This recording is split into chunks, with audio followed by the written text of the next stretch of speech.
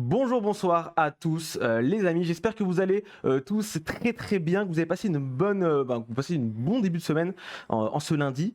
Bienvenue dans le 6e épisode d'En route pour Japan Expo.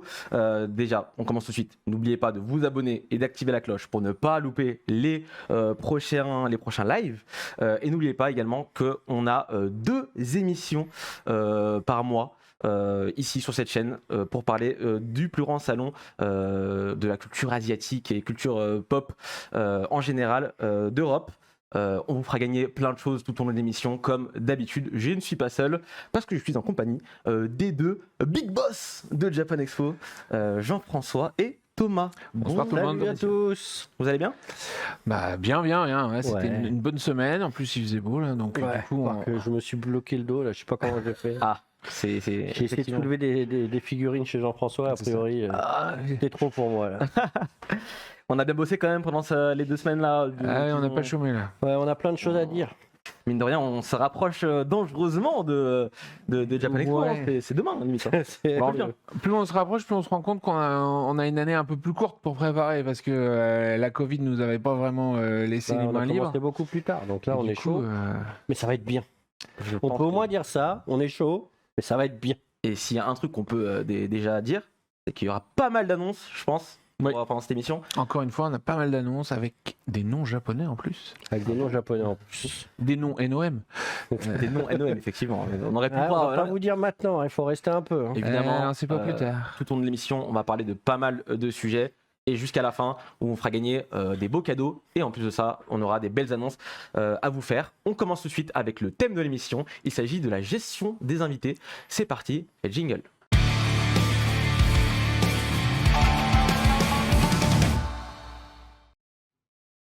Vous savez très très bien, Japan Expo, c'est aussi Japan Expo parce qu'il y a des invités et souvent des invités de prestige. Et on va en parler un petit peu ensemble aujourd'hui du choix des invités, de la gestion des invités à Japan Expo. C'est quelque chose, nous on le voit que de l'extérieur, on voit l'invité, il vient, il nous fait des conférences, des dédicaces, ce genre de choses, mais il y a une gestion derrière. On le fait venir de loin, certains de très très très loin, peut-être même de l'autre bout du globe.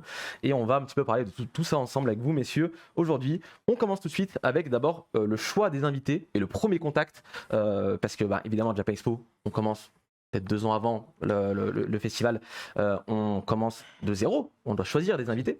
On peut déjà un petit peu parler de comment vous choisissez les invités, sous quel, cette année on veut inviter peut-être des auteurs, des chanteurs, combien, est-ce qu'il y a des quotas, est-ce qu'il y a des choses Ah bah alors, il y a pas vraiment de quota, mais il y a un budget. Voilà. Parce que évidemment, Le budget, c'est assez auto-limitant. Hein. même si il est de plus en plus important, ce budget, c'est vrai qu'il permet pas de faire venir la terre entière. Il y a des fois, pour les 20 ans, on aurait aimé faire revenir tout le monde. Et puis on a regardé le On a budget. regardé les budgets, on a regardé la liste, on s'est dit. C'est pas possible. Et donc après, comment ça marche? Bon, il y a vraiment différents types, que ce soit les musiciens ou les mangakas, c'est pas du tout la même logique. Notamment sur les mangakas, c'est vrai que il est important au Japon de respecter une certaine hiérarchie, etc. Donc souvent, les invitations de mangaka vont passer en fait par les éditeurs français qui vont contacter les éditeurs japonais qui vont contacter l'auteur. Voilà. Et parfois, ça nous est arrivé d'être en contact directement avec un auteur japonais. Par exemple, Monsieur Fujisawa, quand il est venu à Japan Expo Centre et Japan Expo Belgium en 2012, on avait son contact en direct, etc. On a commencé à discuter avec lui, mais très rapidement, on Il s'est nous a dit, retrouvé s'il vous plaît. avec la section internationale de Kodansha qui réapparaissait pour nous dire bonjour, on va s'en occuper, ne bougez plus. Et puis on va s'en occuper avec Pika. Et donc du coup, on se retrouvait effectivement automatiquement avec nos amis de Pika Édition dans la boucle. C'est ça. Les auteurs au Japon, ils sont vraiment très très protégés. C'est une catégorie d'artistes qui sont très entourés par leur éditeur. Leur vie est complètement prise en charge par l'éditeur parce qu'il faut absolument qu'ils passent le plus de temps possible à faire de la BD. Donc du coup, tout ce qui pourrait perturber un tant soit peu leur rythme de parution fait que ça prend des ampleurs très importantes. Un jour, on nous avait dit, je sais plus pour qui c'était, mais du genre, si machin il part, c'est 80 personnes qui peuvent plus travailler pendant 15 Ah oui, jours. c'est toute une logistique derrière. Est-ce que pour les auteurs notamment, ça dépend toujours, on doit toujours passer par l'éditeur japonais, je me doute bien, mais est-ce que l'éditeur français Et aussi dans la boucle, à chaque fois, là, vous parlez de Pika dans ce cas-là, mais dans d'autres cas, c'est toujours le C'est cas. souvent le cas, notamment sur les mangaka qui ont des titres plus récents. C'est moins le cas, par exemple, pour Japan Expo 15, Yes. on a fait venir Izumi Matsumoto, le créateur de Kimagura Orange Road. Il se trouve que lui, on le connaissait en direct, donc on a commencé à travailler avec lui. Bon, rapidement, il y a Shueisha qui est rentré dans la boucle parce qu'effectivement, c'est Shueisha qui le représente, qui gère les droits de Kimagura Orange Road et d'autres séries. Mais il n'y avait pas vraiment d'intermédiaire en France puisque Tonkam l'avait sorti mais c'était pas d'actualité pour eux. Je sais même plus s'ils avaient encore les droits à cette époque-là d'ailleurs. C'était en tout cas pratiquement en fin de vie. Donc du coup c'est vrai qu'on l'a géré en direct. On s'est un peu fait taper sur les doigts d'ailleurs d'avoir contacté l'auteur, mais voilà on a très rarement ces artistes-là, ou alors c'est que c'est des gens effectivement un petit peu plus anciens. Donc les vieux mangaka, quand on avait fait venir Koike Kazuo, on n'avait pas d'éditeur français. Il y a certains mangaka qui ont repris complètement leur carrière en main. Il y en a d'autres qui sont à un moment de leur carrière où il n'y a pas d'actualité, il n'y a pas de choses. Après, nous, on aime bien travailler avec les éditeurs. Quand même, parce que ça permet de travailler sur des titres qui sont d'actualité. Ça permet aussi de travailler sur le budget dont on parlait tout à l'heure, parce qu'en général, quand on fait venir quelqu'un avec un éditeur, c'est souvent des coproductions où on va partager les coûts, parce que mine de rien, faire venir quelqu'un du Japon, c'est assez onéreux, parce que pour un mangaka, ça représente beaucoup de choses derrière. Donc, parce que ce soit un mangaka, un animateur ou un artiste musical, ce qui va être aussi commun à tous ces gens-là, c'est qu'ils vont jamais venir tout seuls. Donc même si on connaît quelqu'un très bien, il va venir soit avec sa femme, soit avec son ami, etc.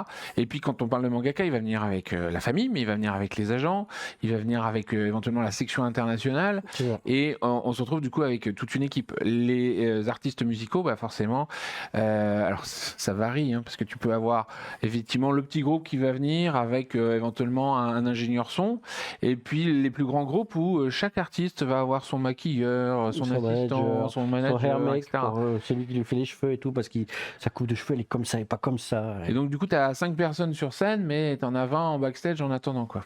D'accord, ok. C'est même allé jusqu'à une fois où on en avait un, son rôle pendant tout le spectacle, c'était d'appuyer sur play sur un lecteur DVD au bon moment. Ouais, c'est quand on avait fait les demandes pour les badges et qu'on avait demandé les rôles de chacun, il était DVD Player Manager. Et il est littéralement, il est venu pour... Il a fait des milliers de kilomètres pour ça. Bon, écoutez, voilà. C'est plus intéressant. Et donc ça, juste parce que on n'a pas vraiment répondu à ta question qui était comment ça fonctionne. Sur les artistes plus récents, c'est vrai qu'on va beaucoup travailler avec les éditeurs français pour voir quelle serait leur actualité. Et sur les grands artistes, comme on avait fait venir Gonagai ou comme on a essayé de faire venir Ojo pour 2020. qui n'a pas eu lieu. Ça, c'est des gens qui ont pas besoin d'actualité en fait pour nous. Et c'est des gens qui sont effectivement assez compliqués à gérer parfois, mais qu'on a envie de faire venir pour le public français. Et à ce moment-là, effectivement, on s'occupe de les démarcher par nous-mêmes. On passe par leur agent, parce que, par exemple, Monsieur Nagai gère sa carrière depuis longtemps avec sa propre société qui s'appelle Dynamic Planning. On passe par Dynamic Planning pour le faire venir. Monsieur Matsumoto, c'est pareil, il a différentes personnes qui gèrent, mais il est indépendant des éditeurs et français et japonais. Donc, c'est ces gens-là qui ont repris, comme disait Thomas, leur carrière en main, on va les démarcher. Et donc il y a vraiment deux choses, c'est l'actualité, on va plutôt aller avec des partenaires, et puis le côté un peu plus classique, patrimonial, va se retrouver entre nos mains, parce qu'en plus on s'est aperçu avec le temps que si on n'allait pas les chercher, effectivement ils n'étaient pas forcément sollicités, donc du coup on perd des grands moments, quoi. J'imagine bien. Et puis mine de rien, tous ces auteurs patrimoniaux, s'ils n'ont pas l'occasion de venir sur un festival comme Japan Expo, en fait, plus jamais personne va les rencontrer. C'est pas vrai. C'est hyper dommage. Oui, ils ont tellement de choses à partager sur leur vie. On a eu des conférences là, notamment pendant Anime 100, où les mecs ils parlaient du temps où ils travaillaient avec Tezuka. Enfin, c'est des histoires de fous, quoi. Et ils sont encore vivants. C'est du trésor vivant. Bien sûr. Et c'est vrai, mais pas que sur les mangaka, parce que en 2019, quand on fait venir Yoshiyuki Tomino, le papa de Gundam, Petit clin d'œil au t-shirt. Bon, on va voir effectivement Sunrise, le studio qui a produit Gundam et qui est très lié à Monsieur Tomino. Il n'y a pas d'éditeur avec nous. Bah, effectivement, All the Anime est très content qu'on fasse venir Tomino parce que ça met de la lumière sur les DVD Blu-ray qui sortaient de Gundam. Mais c'est une invitation qu'on a fait. Tout seul, parce qu'on trouvait important de célébrer les 40 ans de cette série, même si elle n'est pas forcément très connue en France. C'est un monument au Japon, quoi. Oh, bah, mot, ouais. En type d'invité qu'on peut retrouver à Japan Expo, généralement. On a parlé des artistes, on peut citer les auteurs, les animateurs également. Ouais, les animateurs. Qui viennent très souvent, des chanteurs, musiciens. Il y a quoi Il y a d'autre aussi comme... des artisans. On a énormément d'artisans qui viennent, donc ça représente plutôt la culture traditionnelle. On a eu des danseurs. Des danseurs, des chefs de cuisine, des artistes martiaux. Oui, des artistes martiaux. On a eu des mecs, genre des champions de Kaido, mais des grands maîtres de Kaido. Genre on a eu le top du Kaido, le mec qui découpait des bambous sur scène. Incroyable.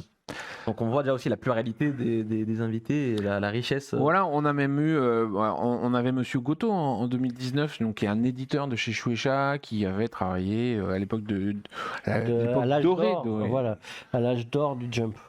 Et il est venu raconter. C'était super ça. C'était super sympa. Et on a aussi des officiels, parce qu'on va se retrouver avec des préfets, avec des ambassadeurs. Il y a leur maire, bien sûr, il y a l'ambassade qui vient. Enfin, il y a vraiment des mannequins. De toute façon, il y a des centaines d'invités qui viennent sur le festival.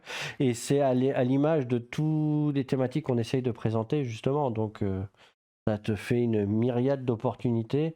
Parce qu'il parlait de danseurs, mais on a aussi bien des danseurs, on a aussi bien des breakdancers que des danseurs de ballet. Enfin, c'est infini, en fait, le potentiel, quoi. On a même eu des joueurs de jeux vidéo, tu sais, sur les tournois un peu vintage et tout ça. Des grands noms japonais de Street Fighter et compagnie. Non, c'est clair que ça prouve un petit peu quand même l'étendue qu'a Japan Expo au niveau des invités, et c'est plutôt une bonne chose. Moi, j'aimerais savoir, messieurs, et je pense que c'est une question que de nombreuses personnes doivent se poser, c'est pour les invités. Est-ce que c'est vous qui allez contacter les invités? Est-ce que c'est les invités qui viennent vous contacter? Comment ça se passe? Est-ce que c'est peut-être un mélange des deux? Les deux, mon capitaine. Super. Donc, est-ce que c'est quoi les différences entre les deux? T'as des exemples? Vous avez des exemples peut-être? Alors, mine de rien, dans la musique, il y a beaucoup de gens qui nous contactent. Voilà, on est très sollicités. En dollars de musique, c'est quand même plutôt 95% du temps nous qui allons les chercher. Mais dans la musique, il y a une vraie appétence. On en parlait la dernière fois sur les idoles. À un moment donné, on avait créé un concours au Japon parce qu'on avait tellement de sollicitations. Voilà. Mais on a un site en japonais en fait, et du coup il y a un formulaire pour nous contacter, et on nous propose pas mal de choses. Alors de temps en temps on a un mangaka, un animateur, mais c'est surtout, mine de rien, les gens qui viennent vers nous, c'est surtout les artistes musicaux. Il y a beaucoup d'artistes musicaux, d'artistes en fait, ça fait sens traditionnel aussi. C'est des gens du spectacle, donc ça veut dire qu'ils ont l'habitude de se montrer, de se donner en spectacle tout simplement. Là où peut-être que des animateurs, des auteurs, des mangakas. C'est vrai, il y a de ça. Ils ont peut-être moins. Il y a de ça, en fait, comme on fait beaucoup de bruit au Japon, il y en a qui se disent, ah, tiens, c'est une opportunité d'aller se faire connaître, donc on y va. Et c'est vrai que côté animation et manga, il y a beaucoup moins ça. Quand on est sollicité pour les mangas, c'est plus souvent des éditeurs français qui viennent nous voir en disant, bah tiens, j'ai telle actu, je vais faire tel lancement, est-ce qu'on fait venir tel invité, est-ce qu'on le fait ensemble, et ainsi de suite, quoi. Et c'est d'autant plus vrai, je pense, pour les auteurs un peu patrimoine ou animateurs. On a cité Tomino, Gonaga, etc. Ces messieurs, ils ont eu une carrière incroyable, ils n'ont quasiment pas besoin de se faire une pub. Cependant, c'est important quand même de se dire. C'est important de les célébrer. C'est important de les célébrer, et eux, ils viennent, c'est vraiment pour voir les fans, les fans français. Il y en a beaucoup aussi, notamment dans les animateurs, qui voient même pas pourquoi on les invite parfois. Il y en a qui disent, vous êtes sûr? C'est des hommes de l'ombre pour eux, donc pourquoi moi? Qu'est-ce qui se passe, etc. Et au final, effectivement, peut-être que les musiciens ont plus l'habitude, puisque c'est eux qui sont sur scène, c'est eux qui se mettent en avant, alors que en termes des mangakas, on en a eu parfois même qu'on n'avait pas le droit de photographier, de montrer en public, etc. L'auteur de Fruit Basket, quand elle est venue, elle a fallu qu'on construise, que Delcourt construise une boîte noire. Les gens rentraient par un côté, ils sortaient par l'autre, parce qu'ils il la voyaient, mais ils n'avaient pas le droit de prendre de photos, et elle n'était pas visible en public, parce que voilà. Et on a encore eu le cas récemment avec Maki Murakami, l'auteur de Gravitation, qui est venu à Chibi Japan Expo il y a 10 ans. Et il y avait une demande de sa part, c'était interdire les photos et les vidéos. Donc évidemment, on a fait passer le message, on a fait attention pour lancer une intervention qu'il n'y ait pas de photos, mais c'est impossible qu'il y ait 0 photo au final. Et il se retrouve là sur Internet, 10 ans plus tard, des gens qui ont mis sur Wikipédia, Wikimedia, etc., des photos d'elle. Et donc du coup, on a passé un bon mois là à écrire à tout le monde pour qu'ils enlèvent les photos, etc. Donc ils n'ont pas forcément une envie de se montrer. Après, ils sont très contents de rencontrer les fans d'autres pays, ils sont très contents de voir aussi Paris, parce que mine de rien, c'est magique pour les On va en parler Japonais. après, mais c'est vrai que c'est- Et puis, il y en a une part, enfin, quand on parlait de célébration, il y a aussi une part de ces auteurs, tu disais, ils n'ont plus besoin, mais il y a des animateurs, notamment, c'est très vrai dans le monde de l'animation, qui sont des monuments. Genre, alors je suis très très nul en nom, il faut vraiment m'excuser, mais le monsieur qui faisait les dessins fixes là, sur Rémi et tout ça, là. Monsieur Kanayama ou Monsieur Wada? Ah non, tu veux dire les décors. Ouais. Monsieur Kobayashi, Shichiro Kobayashi. Qui sont des mecs, en fait, tout le monde reconnaît son dessin, parce que tout le monde a vu ces dessins animés-là, c'est des grands classiques. Mais c'est des gens qui, au final, au Japon, ont assez peu de reconnaissance pour tout ce qu'ils ont fait, et toute l'œuvre et même toute la promotion du Japon, en fait, qu'ils ont permis de faire à l'étranger. Et en fait, de les faire venir, de voir qu'ils ont des salles remplies de conférences avec des gens qui posent des questions hyper pointues, pour eux, c'est un plaisir infini, quoi. Et pour les musiciens, le dernier truc, c'est que au mine de rien, on a un côté un petit peu faire découvrir les talents de demain à Japan Expo. Et du coup, c'est vrai qu'on a eu beaucoup d'artistes qui sont venus. Sur le coup, on nous a dit c'est qui ces gens-là, et quelques mois après, ils explosaient au Japon. Comme les AKB 48. Les AKB 48, tout le monde. C'était incroyable. Quand on a annoncé les AKB 48, tout le monde a fait pourquoi vous ne faites pas venir les Morning Musume? Ok, très bien. L'année d'après, elles avaient explosé au Japon. Et littéralement 6 mois après. Et on nous disait pourquoi vous faites venir les Morning Musume et pas les AKB 48? Eh ben, parce qu'ils sont déjà venus l'année dernière. Donc c'est vrai que c'était un peu particulier. On a même eu Golden Bomber, par exemple. Golden Bomber, c'est un groupe qui était assez génial, qui était un air band. Donc en fait, il y avait que le chanteur qui chantait et tous les autres, c'était des performeurs. Ils jouaient d'aucun instrument. Et quand on les a annoncés, tout le monde a fait mais c'est quoi ce truc, etc. Sauf qu'ils sont explosés après. Ils avaient une émission de télé, ils étaient les représentants c'est pas Docomo, c'est l'autre. SoftBank, etc. Enfin, ils étaient devenus juste énormes, on voyait que partout. Et voilà. Et donc on en a pas mal comme ça. Et du coup, il y a beaucoup d'artistes qui se disent, disons, ils sont venus à Japan Expo et derrière, ça a explosé. Donc on aimerait bien en profiter, nous aussi. Et bien sûr, c'est une équation tout à fait vraie. Quand on passe à Japan Expo en tant qu'artiste, sur le concours d'Idol, sur les 4 ans, 5 ans qu'on l'a fait, à chaque fois, les groupes ont trouvé un contrat en major derrière et on fait des débuts. En effet, il y a un lien, on peut l'imaginer. Je pense. Donc aussi, pour résumer un petit peu, les invités qui viennent beaucoup vers vous, c'est souvent dans l'industrie de la musique. Des entertainers. Ouais. Voilà. Là où les auteurs, c'est peut-être plus vous qui allez les démarcher. Est-ce qu'il y a aussi les éditeurs français qui désirent avoir un auteur de leur catalogue, bien sûr, qui peut-être viennent vous contacter. Comment ça se passe dans ce cas-là? Ils contactent d'abord le Japon, vous d'abord? Souvent, ils viennent avec un plan en disant tiens, on va faire ça, est-ce qu'on le fait ensemble, quoi. D'accord, ok. Concernant les négociations et préparations en amont de Japan Expo, on peut peut-être commencer avec le planning un petit peu des invités. C'est quelque chose que vous réalisez évidemment bien en amont. J'imagine l'envoyer à l'invité concerné. La première chose qu'ils vont négocier, c'est comment ils viennent. Est-ce que c'est de la classe éco? Est-ce que c'est du premium? Est-ce que c'est du business? Est-ce que c'est une first class? Combien de personnes on peut faire venir? Est-ce que ma mère peut venir? Est-ce que mon frère peut venir? Parce que des fois, il faut venir toute la famille. Voilà. Donc, on a tout ce genre de choses. Combien de nuits on reste? Parce qu'on reste pendant le festival. Combien de temps avant on arrive? Combien de temps après on reste? Il y en a certains, ils vont vouloir faire le voyage le plus court. Et puis d'autres, si on pouvait les héberger pendant 2 semaines et les emmener un peu partout dans Paris, ça leur irait bien. Ils veulent les vacances. Et puis en banlieue parisienne, tu vois, genre jusqu'au Mont-Saint-Michel. Ah oui, d'accord. Oui, la notion de la géographie française est un peu perfectible au Japon. Donc, mais là, j'ai une après-midi libre, je pourrais peut-être faire un saut au Mont-Saint-Michel. Non, l'aller-retour dans la journée, c'est pas possible. C'est sport. Hein. Et donc on commence par tout ça et en fait on inclut après le planning parce qu'effectivement on leur dit c'est très bien mais nous on aimerait que vous soyez 2 fois 1 heure par jour en dédicace, que vous fassiez une conférence. Par exemple, est-ce que les invités derrière ils ont ils ont le droit de dire bah non, moi je veux peut-être plus ou peut-être moins de d'heures de ouais, Ah bah, dédicace. ils ont tous les droits en soi. ils ont à peu Au près tous moment les de la droits. négociation, c'est l'ajustement. Bah tiens, on voit On voit un planning. on voit un planning. Alors, cherchez pas lequel c'est un planning anonyme et neutralisé, mais l'idée, c'est que l'auteur doit être à plusieurs endroits et on va négocier avec lui le nombre de fois, sachant que nous, évidemment, on essaye de faire en sorte qu'il soit le plus possible en contact avec les fans et que lui, il essaye enfin, lui, souvent, plutôt son management, essaye de le préserver un maximum, quoi. Et donc on Maintenant- voit en fait, il y a les dédicaces, mais il y a aussi les temps qu'on voit pas parce qu'on les envoie en conférence de presse ou en Voilà. salle d'interview. En interview, c'est important, les interviews. Et du coup, là, c'est forcément, comment dire, c'est forcément difficile parfois d'obtenir tout ce qu'on veut parce qu'il y en a certains qui sont plus âgés que d'autres, donc tu peux pas leur demander de passer beaucoup de temps sans pause ou autre. Et il y en a qui sont plus timides que d'autres, il y en a qui ont moins de choses à raconter.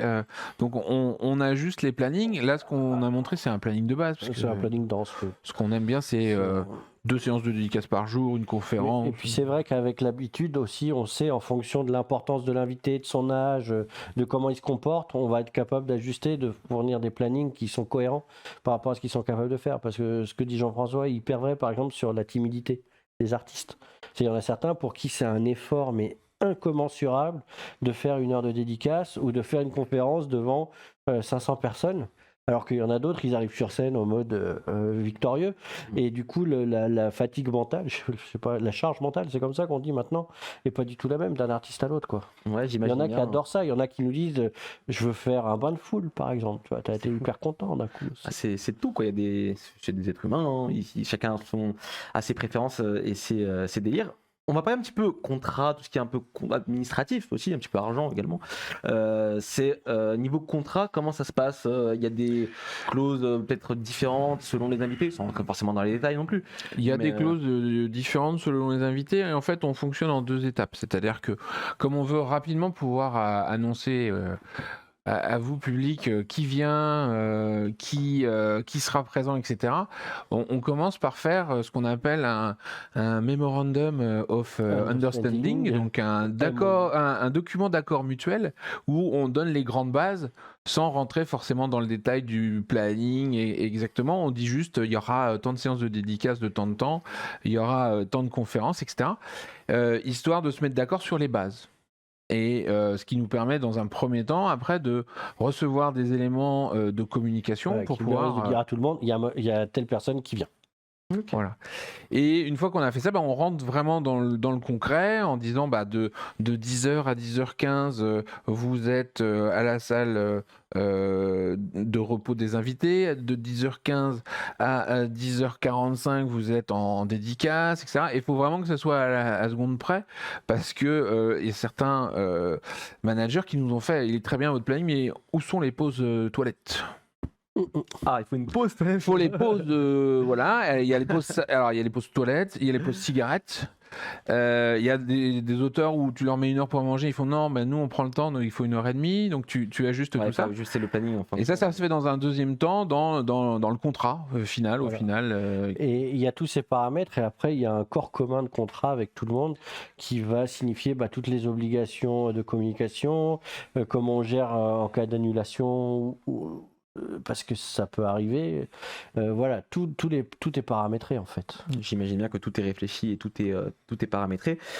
Est-ce que dans le contrat, du coup, de ce que je comprends, il y a aussi l'objet de la venue qui est un petit peu, Est-ce que c'est la promotion d'un titre en particulier? Est-ce que c'est la promotion de sa carrière? Est-ce que c'est la sortie d'un nouveau titre? Alors par exemple, quand on travaille avec les éditeurs français, c'est vrai que c'est souvent pour accompagner le lancement d'une série qu'on va avoir l'auteur.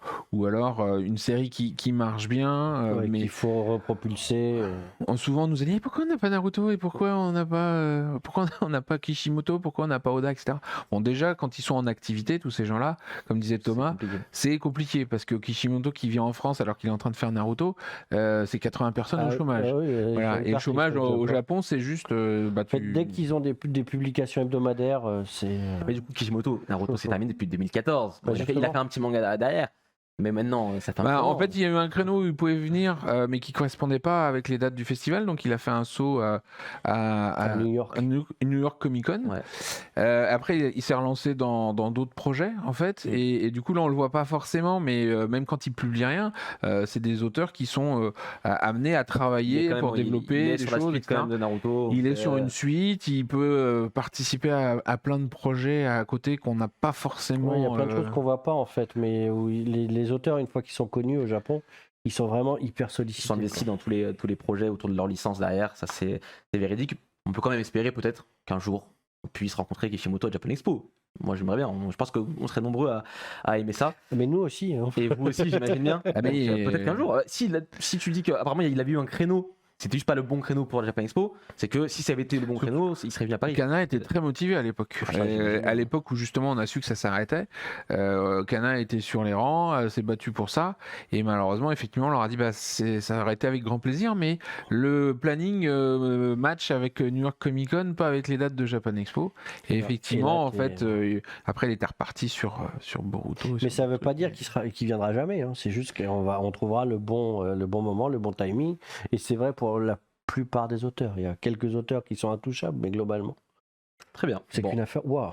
En tout cas, on espère le voir un jour venir chez nous à Paris pour Japan Expo. On continue avec les différences entre invités français et internationaux, parce que j'imagine bien qu'il y en a. C'est quoi les différences un petit peu qu'on pourrait noter entre les deux, à part le trajet qui est peut-être plus court et du coup moins Le cher. planning.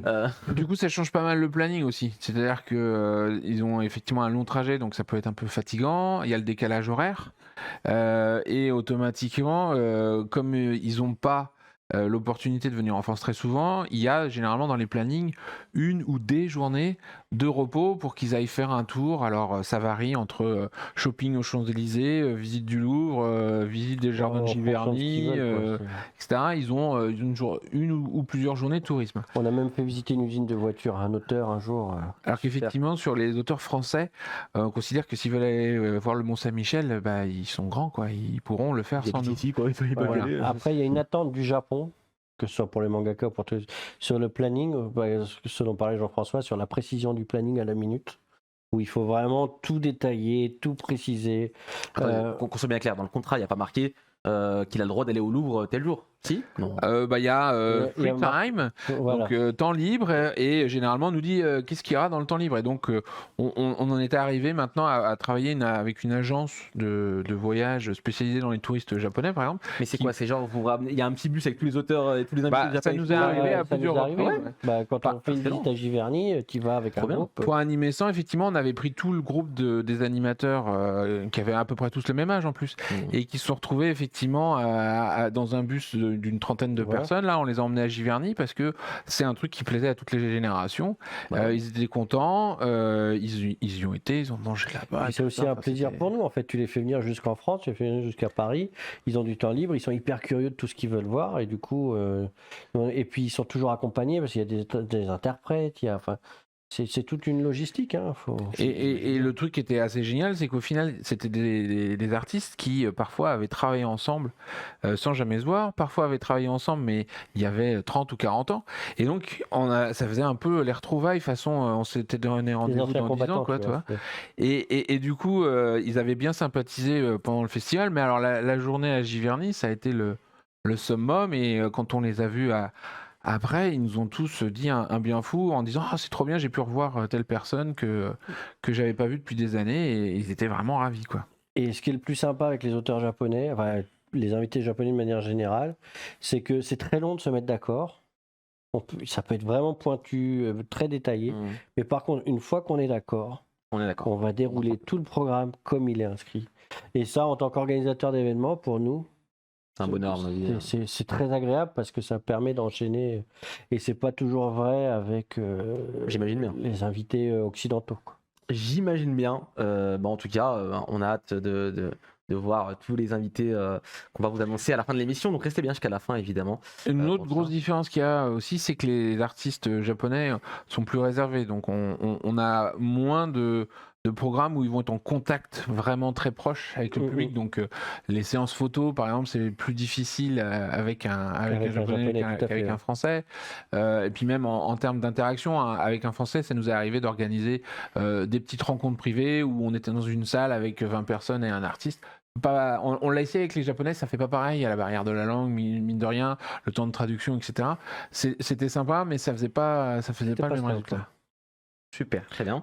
On va continuer avec le déroulement sur place quand même, parce qu'on a parlé un petit peu de tout ce qui est en amont. Donc on a parlé un petit peu du trajet, donc le train pour peut-être ceux qui habitent en France, mais l'avion évidemment pour les Japonais. Donc des fois ça peut varier. Le train depuis Tokyo, c'est long. C'est un peu long effectivement. Et en plus de ça, comme tu l'as expliqué Thomas tout à l'heure, il y en a certains qui veulent la business class, la première classe, ce genre de choses. Donc ça varie l'un et l'autre. Concernant le logement sur place. Est-ce qu'il y a des hôtels particuliers? Est-ce que c'est les mêmes hôtels que Alors, on va en parler, mais on va pas vous dire où. Hein. Ouais, mais j'imagine. Depuis quasiment une dizaine d'années maintenant. Hein, bravo. Désolé, j'ai essayé pour vous les amis, mais j'ai. Depuis une dizaine d'années, on a maintenant des partenariats avec certains hôtels. Donc, on va avoir en fait effectivement regroupé. Dans le même hôtel, beaucoup d'artistes invités à Japan Expo. Et on fera par contre parfois des différences parce que, comment dire, entre le jeune groupe d'idoles japonaises qui vient en France pour la première fois et qui débute sa carrière, et Yoshiki qui a un CV incommensurable, ils vont pas forcément avoir les mêmes exigences en termes de prestations, d'hôtels et autres. Et puis, ils vont avoir besoin de plus de tranquillité.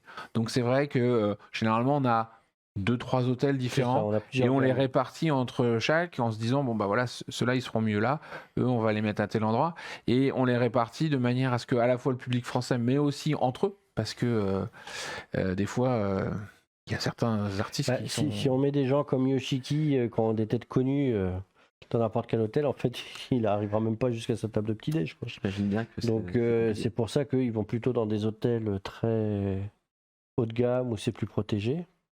J'imagine bien. Mais après, globalement, tous les hôtels qu'on a sélectionnés sont des hôtels qui sont satisfaisants au niveau des standards japonais. Donc c'est quand même voilà. Et puis bon, beaux hôtels. On va faire la jonction avec les trucs d'après, c'est qu'il faut les déplacer en plus. C'est-à-dire que pour les amener de l'hôtel à Japan Expo, on a des minibus, des bus, des navettes privatives. Et effectivement, si tout le monde est dans la même zone ou au même hôtel, c'est plus simple pour nous d'organiser ces transports-là. Donc, on a une flotte de véhicules et on a des coordinateurs. C'est un travail de sur l'édition 2019, c'était 200 Japonais qu'on gérait comme ça. C'était 14 navettes invitées. Donc généralement, c'est au minimum des 9 places qu'on a. Et parfois, c'est carrément le bus... vous voyez les tourbus là, quand on imagine pour les rockstars et tout, c'est ça. Pareil. Vitres teintées et tout. Sur Tokyo Candle, par exemple, c'est arrivé régulièrement qu'on ait des groupes avec 15 ou 16 filles, plus les machins, etc. Et donc ils se retrouvaient systématiquement en bus, parce qu'en plus Tokyo Candle, c'était Tokyo Candle et Tokyo Candle Boys. Donc on avait 2 groupes d'idoles. C'était des déplacements assez importants. On ne parle même pas du cosplay avec le CG. Où là, avec le CG, on a plusieurs bus. Des bus de 80 personnes. C'est... Super. Sur le salon, tu as commencé à en parler rapidement, on va en parler brièvement. Je suppose qu'ils n'arrivent pas à la même heure que les gens qui viennent juste visiter, que c'est pas la même entrée. Donc comment ça se passe un petit peu On te dira toujours pas où c'est. Vite, je réessaye encore une fois, mais c'était pas forcément le sens de ma question, c'était plus dans le sens. Est-ce qu'il y a toujours un accompagnateur avec l'invité français, enfin je veux dire quelqu'un qui travaille à Japan Expo, avec les invités pour l'accompagner de l'entrée du salon jusqu'à là où il doit être pour la dédicace ou pour la conférence ou pour ce genre de choses? Comment ça se passe? Il y a toujours quelqu'un qui est derrière les invités? Ça dépend des invités, ça dépend de leur degré d'indépendance, on va dire. Okay. Parce que si tu prends un Français qui vient à Japan Expo depuis 15 ans, qui connaît tout le monde, bah, c'est plus facile qu'un Japonais qu'on est allé chercher et qui vient pour la première fois en France. Donc on a une équipe qui est très importante pour la gestion des invités. Dans cette équipe, il y a des accompagnateurs, il y a des interprètes. Il y a des invités qui ont un accompagnant en gros du lever jusqu'au coucher, quoi. Il y a ce qu'on appelle les accompagnateurs dédiés, effectivement, qui vont aller accueillir l'invité à l'aéroport et qui vont le quitter quand il aura repris son avion, en fait. Ah oui. Et qui, effectivement, sur le salon, sont quasiment tout le temps avec lui. Le soir, sont avec lui pour les dîners et autres. Pour les visites, même pour les jours de tourisme, etc., généralement, ils sont avec. Et puis, qui vont s'assurer qu'il est bien reparti. Et puis, il y en a d'autres qui vont avoir des accompagnateurs dédiés sur le salon. Sur le festival. Donc qui en dehors du salon vont se débrouiller un petit peu tout seuls, et puis il y en a certains qui vont avoir effectivement l'option d'avoir des interprètes accompagnateurs quand ils ont des événements sur scène uniquement, et le reste du temps ils se débrouillent tout seuls. Ça dépend vraiment de leur degré. Mais ça peut représenter 30 à 40 personnes en fait, ces équipes d'accompagnateurs. C'est ça, c'est que je pense que là, pour ceux qui nous écoutent, je pense on commence à se rendre compte un petit peu du nombre de personnes derrière qui travaillent. On parle même pas des traducteurs. Là, voilà, c'est les accompagnateurs, les traducteurs, voilà. Mais derrière, tu as tous les chauffeurs, les 14 bus qui tournent, là, c'est des chauffeurs. Tu as toute l'équipe de coordination, tu as toute l'équipe chez nous. C'est fou. En termes d'horaire, c'est très variable parce que tu vas avoir des groupes de musique qui vont venir à 7h du matin pour commencer des répétitions, par exemple. Ou alors ils vont arriver à 7h du matin, ils se maquillent et puis à 8h, ils font les répètes. Il y a des gros shows, il y a des répétitions hyper tard dans la nuit. Il y en a qui n'auront pas le matin parce qu'ils nous ont dit je suis pas du matin, laissez-moi dormir. Donc on leur prévoit rien avant midi. Donc c'est très variant en termes de planning. Il y a aussi des gens, on avait fait quelques nocturnes. Donc c'est vrai que quand tu as le ballet Dragon Quest, par exemple, en 2019, c'était plus de 80 personnes et au final ils passaient en soirée, donc c'est des gens qu'on voyait arriver en milieu de journée, ils faisaient leur répète, ou alors ils avaient répété tard la veille au soir. Parfois le Dragon Quest c'était même pire, ils étaient venus répéter le matin, ils étaient retournés à l'hôtel dormir, ils étaient revenus le soir pour le parce qu'il y en a qui sont fracassés en fait, ils arrivent, ils ont le jet lag, mais il faut quand même qu'ils répètent, qu'ils machin, et en fait ils sont tellement à fond parce qu'ils veulent faire la meilleure prestation possible, qu'en fait tout s'efface. Mais à un moment donné, quand ils rentrent...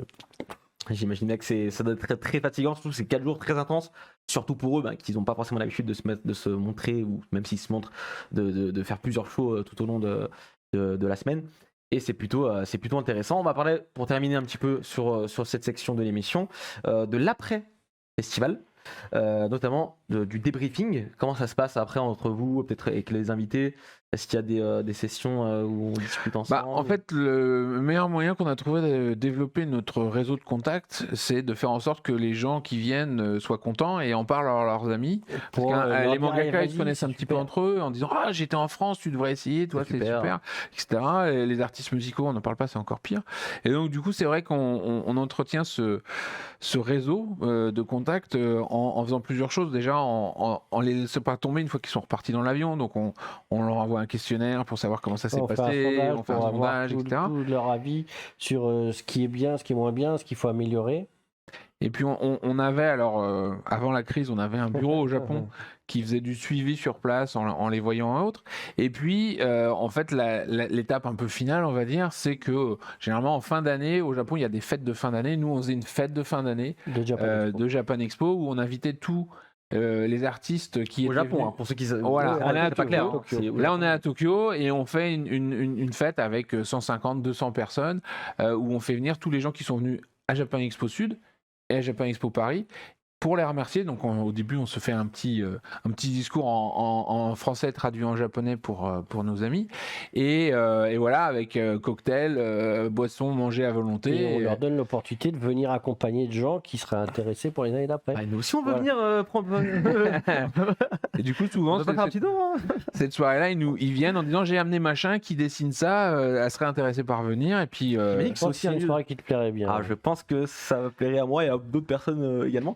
Mais est-ce que c'est aussi l'occasion, ce genre de soirée, de fête de fin d'année, pour qu'il y ait peut-être d'autres auteurs qui ne sont pas forcément venus à Japan Expo, qui vont venir, vous rencontrer, hop, pourquoi pas. Alors non, c'est pas des auteurs qui viendront comme ça, c'est vraiment des copains de copains. C'est-à-dire on dit à ceux qui sont venus, si vous voulez, vous faites... Parce qu'à côté de ça, nous, on est régulièrement, enfin, hors Covid, on est régulièrement au Japon, et là, on rencontre tous ces gens qui veulent venir justement pour les rassurer, pour leur expliquer comment tout va se passer, et ainsi de suite. Là, la soirée, c'est vraiment remercier ceux qui sont venus, et leur dire, si vous connaissez des gens que ça peut intéresser, faites-les venir. Super. Puis c'est assez amusant parce qu'en fait, on fait des petits montages vidéo pour cette soirée-là, et ils sont tous à guetter le moment où ils vont se voir. Et puis il y a des moments où ils font ah il y avait lui, et puis tout d'un coup ils se retournent ah ben oui il est là en fait. et par contre c'est super chaud parce que on s'est aperçu d'un truc, c'est que il y a tellement de choses qui se passent sur Japan Expo que pour avoir la garantie d'avoir une image de chaque show, de chaque personne, etc. C'est pas toujours évident. Et on a eu par le passé effectivement le comment dire le cas de gens qui font je suis pas dans la vidéo, vous m'avez oublié. Toi, t'es là. Alors, On est désolé. On est désolé. la scène. Donc ça nous est arrivé une ou deux fois au début, puis ça nous arrive plus maintenant. Non. Parce qu'au pire on a des photos des gens si on n'a pas des vidéos et tout. Donc c'est vraiment très très très sympa. Et puis c'est l'occasion de voir que les artistes sont des fans comme les autres. Ah ouais parce que du coup. Tu rencontres d'autres auteurs qui potentiellement. Ah ouais, Monsieur Matsuyama, qu'on aura la joie d'accueillir cette année, il était à une Shanghai avec Monsieur Urasawa. Monsieur Urasawa, je peux faire une photo avec vous et hop. Donc on a Matsuyama et Urasawa bras dessus bras dessous devant un fond avec des logos Japan Tu es Expo. vraiment content, quoi. Ou alors un auteur que tu aimes bien, quoi, qui te fait il y a machin là-bas. Vous pourriez me présenter? Vraiment. Super. Franchement, c'est des petites anecdotes sympas. Donc rendez-vous tous à Tokyo en fin d'année. On y va tous avec les. Non, franchement, c'est plutôt intéressant de voir que après le festival, il y a quand même un lien qui reste assez fort entre Japan Expo. On essaye de le tenir parce que en plus nous, pour le coup, pendant le festival, on les voit pas. C'est vrai que vous êtes occupé à autre chose. Tout le reste. Et, Alors moi, je les vois un peu. Mais moi je les vois pas. mais moi, Jean-François, il est dans les files d'attente en train d'accueillir tout le monde. Quand je les vois, c'est qu'ils sont pas contents souvent. oula, ouf. C'est bon signe. En tout cas, je pense qu'on a dit ce qu'il fallait dire concernant le thème qui était la gestion des invités à Japan Expo. Est-ce qu'on a oublié quelque chose qu'il fallait absolument dire? Je ne sais pas, je vous laisse peut-être. Non, c'est bon, si tout va bien. Ce qu'on a oublié, c'est quand même dans la phase de préparation, il y a aussi toute une phase, notamment pour les dédicaces, où on doit récupérer la belle photo qu'on va imprimer pour les supports de dédicaces, tout à fait. ou s'arranger avec le dessinateur. Ça fait partie des négociations d'avoir un dessin original fait spécialement pour le C'est pas festival. toujours simple. Hein. Voilà, et puis toujours essayer de pousser en disant oui, 60 dédicaces c'est bien, mais si vous pouviez en faire 80, ça serait encore mieux, les gens seraient contents, parce qu'on sait la frustration des gens qui n'arrivent pas à avoir la dédicace de leur auteur, mais ça, c'est dur, quand il vient et que malheureusement il fait 3 séances de dédicaces avec 60 personnes, vous êtes parfois des milliers à vouloir le voir et il a que 180 opportunités de faire une dédicace, quoi. Je sais que c'est compliqué voilà. pour les fans. Moi, le premier, ça m'est déjà arrivé par le passé. Mais voilà, c'est pas si grave que ça parce qu'on peut se dire que peut-être dans quelques années, il reviendra et qu'on aura une nouvelle chance d'avoir une dédicace. Donc, il ne faut pas non plus se démoraliser et il faut rester aux aguets pour les prochaines Japan Expo. Et aller voir les conférences. Et aller voir les conférences, c'est vraiment un des meilleurs trucs à faire à Japan Expo. Vraiment, moi, je vous le conseille d'aller écouter les auteurs, les invités, les animateurs. C'est toujours des pluies de connaissances et c'est toujours super intéressant. On va continuer quand même l'émission avec le journal de bord. C'est le bilan des 2 dernières semaines de Japan Expo. C'est parti, jingle.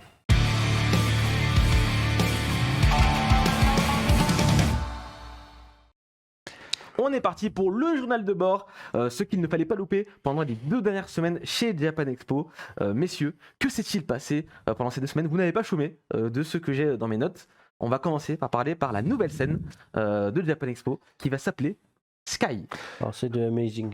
Ouais, c'est pour ça qu'elle s'appelle Sky, c'est qu'on n'a que des noms japonais sur nos scènes, et la Sky c'est parce que ça sera la scène dédiée au contenu Amazing, donc les fameux contenus hors Japon. Ça ne veut pas dire qu'on verra pas des contenus Amazing sur les autres scènes, mais celle-là, Elle sera dédiée à au ça. contenu Amazing.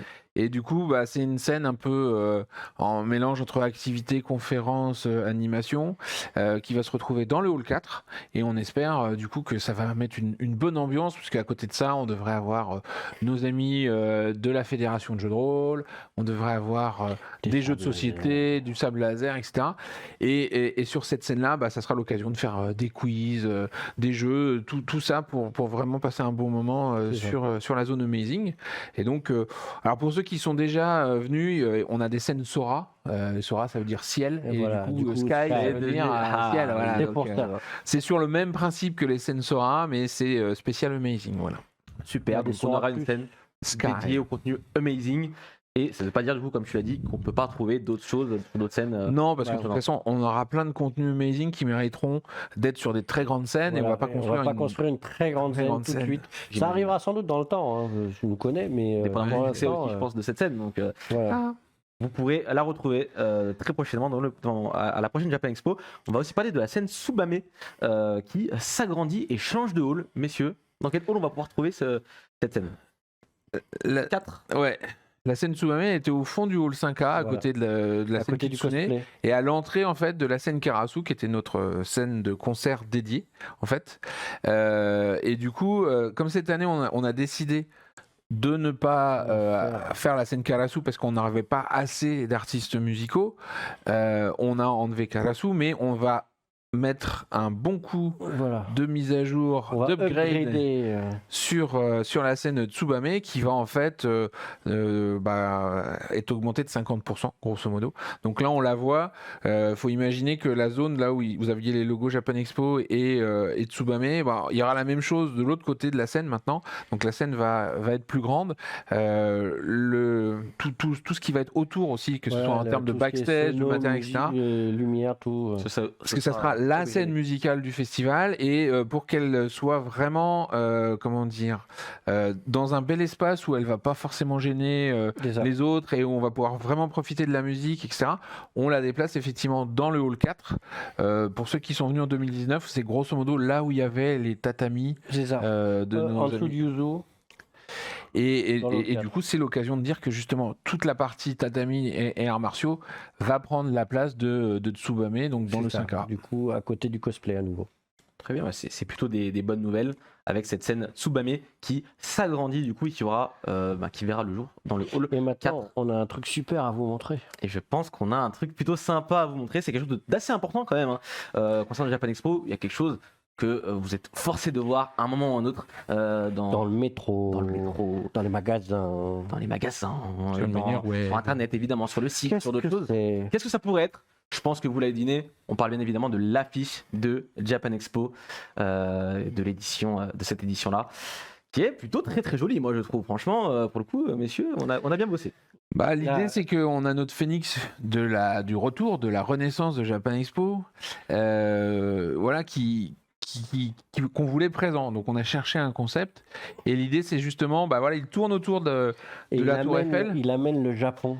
Mais on voit qu'effectivement dans sa traînée, il y a un torii, il y a un temple, etc. Donc c'est le Japon qui arrive et la Tour Eiffel qui devient rouge de façon tour de Tokyo.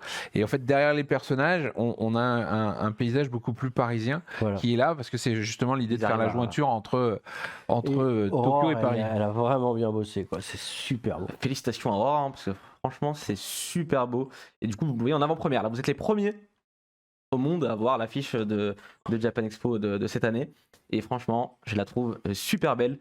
On peut la retrouver très prochainement, je pense, sur le site. Et on peut remarquer que les personnages sont en forme de clin d'œil, n'est-ce pas? Évidemment, toujours. Donc voilà. D'ailleurs, si vous savez en qui ils sont cosplayés, n'hésitez pas à nous le dire. C'est quoi? Dans les commentaires, là, dites-nous. Voilà. Qui est-ce que vous avez actuellement à l'écran? Vous pouvez jouer avec nous et dites-nous ce que vous pensez de l'affiche. Là, de ce que je vois dans le chat. Ils ont l'air d'aimer. Je pense. Ils ont l'air d'aimer. Donc c'est plutôt une bonne nouvelle. Tombe bien parce qu'on va en mettre partout maintenant. Ouais. Parce que là, elle est arrivée ce matin. Donc, Elle est arrivée ce matin. elle était finie la semaine dernière, mais le temps qu'on ait la version haute résolution, etc., c'était effectivement récupération ce matin. Essayez, c'est trouvé. Hein. Ça résiste pas longtemps. Hein. C'est bien. Mais est-ce qu'ils savent en quoi est déguisé le Chibidino du coup? Ah oui, ça, je l'avais pas vu. Ah, t'es dur. C'est un cosplay d'un personnage? Non. Presque. Je vous laisserai deviner dans le chat. Mais en tout cas, voilà, l'affiche de Japan Expo en avant-première, vous l'avez sous les yeux et elle est plutôt jolie. Autre chose aussi cette semaine, parce qu'on a la fin des tarifs réduits Genin qui sont remplacés par le tarif réduit Shinzan. Exactement. On change de période. Le Genin, il fallait qu'il finisse un jour parce que ça doit être le niveau de tarif qui a duré le plus longtemps de toute l'histoire de Japan Expo. 2 ans. Voilà. C'est pas possible normalement. Il est né en 2019. Non. 2019 aussi. Il a commencé je pense qu'il a commencé début février 2020. 2020 quoi. Mais du coup, il s'arrête en 2022. Voilà. Donc, c'est plutôt une belle performance.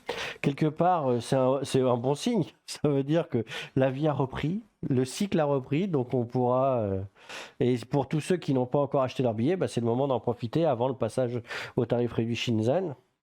qui est tout aussi qui est aussi intéressant, mais évidemment Un petit peu moins plus cher. un peu plus cher que le C'est logique, Ginyu. plus on se rapproche du festival, c'est tout à fait normal. Donc l'ouverture des tarifs réduits Shinzan, ça a déjà lieu, c'est ouvert, hein, ou ça va Non, ouvrir non, non. le Shinzan commence Le Genin va jusqu'au 30 avril. 30 voilà. avril. Et le 1er mai, Ouais. on On sera en passe au tarif Shinzan. Shinzan. Donc vous avez jusqu'au 30 avril, 23h59, voilà, donc pour ça en fait profiter. samedi soir. Profitez-en, franchement. Si vous savez que vous allez venir, allez-y, C'est le moment d'y profitez-en. aller. Si vous avez un doute, vous avez l'option sérénité dont on parlait, Voilà, qui vous permettra de changer au pire, mais pour le coup, là, il faut en profiter avant que les réductions diminuent. Effectivement. Et pour terminer, cette semaine, vous avez bossé sur la préparation de la campagne d'accréditation. Voilà, parce Alors, qu'on qu'est-ce que c'est parlait, pour les gens qui ne savent pas forcément on parlait de tous les professionnels qui viennent sur le festival. Il faut que les professionnels puissent circuler. Il y a des zones qui sont ouvertes à certains et pas à d'autres, et ainsi de suite. Et on a préparé tout ça, toute la circulation. Et on a un site web qui permet aux professionnels de s'inscrire et de demander leurs entrées en fait pour le festival. On parle d'accréditation, mais en fait c'est leurs entrées pour le festival. Et Que ce soit un badge presse, que ce soit un badge pro, que ce soit même aussi pour tous nos amis prestataires et artistes. À partir du 2 mai. 2 mai, ça va ouvrir. Donc, Et ça représentera à la fin genre 4000 personnes, je crois. 4000 c'est ça. personnes qui sont invitées Accréditées à ils sont accrédités. C'est énorme ici. Alors, ils sont pas invités, ils sont censés venir travailler. encore. Évidemment. Travailler. Voilà. Participer Participer. ou travailler, effectivement. C'est énorme ici, quand même 4000 personnes. Je pensais pas que c'était autant. Ceci dit, et il faut voir que chaque demande est validée unitairement Voilà. par une personne chez nous, donc J'imagine. en fonction du domaine, hein, parce qu'effectivement, les journalistes ne sont pas validés par les gens de la programmation, et inversement. Donc du coup, on met en place ça dès le mois de mai, parce que ça met un certain temps à se valider, et pour ceux qui doivent avoir un badge, après ils reçoivent leur contre-marque qui leur permet sur place de venir échanger et de récupérer Là, le badge d'accès. on rentre dans un circuit qui ressemble au circuit du ticket que vous connaissez tous, et sachant que ça ne compte même pas les gens qui travaillent sur les stands. Donc il y a vraiment beaucoup de gens qui travaillent sur Japan Expo pour faire en sorte que tout ait lieu. Les stands, je crois qu'on est parti sur genre 6000 tickets explosants, un truc comme ça. Donc, voilà. C'est vraiment fou. Voilà.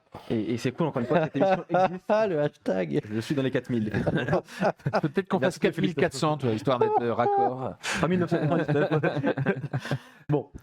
Je sais que vous avez beaucoup de questions, généralement, ça va être le moment de les poser dans le chat, parce qu'il s'agit de la section questions-réponses de l'émission. Donc c'est parti, jingle.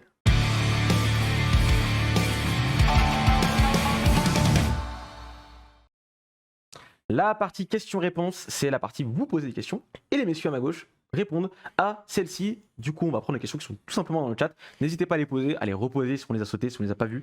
Vous êtes nombreux à poser des questions. Alors, le pass sanitaire, ça dépendra de la réglementation à ce moment-là. Pour l'instant, on demandera. Touche du bois. On touche du bois très fort. Et pour l'instant, voilà, tout va bien. Voilà. On verra bien par la suite.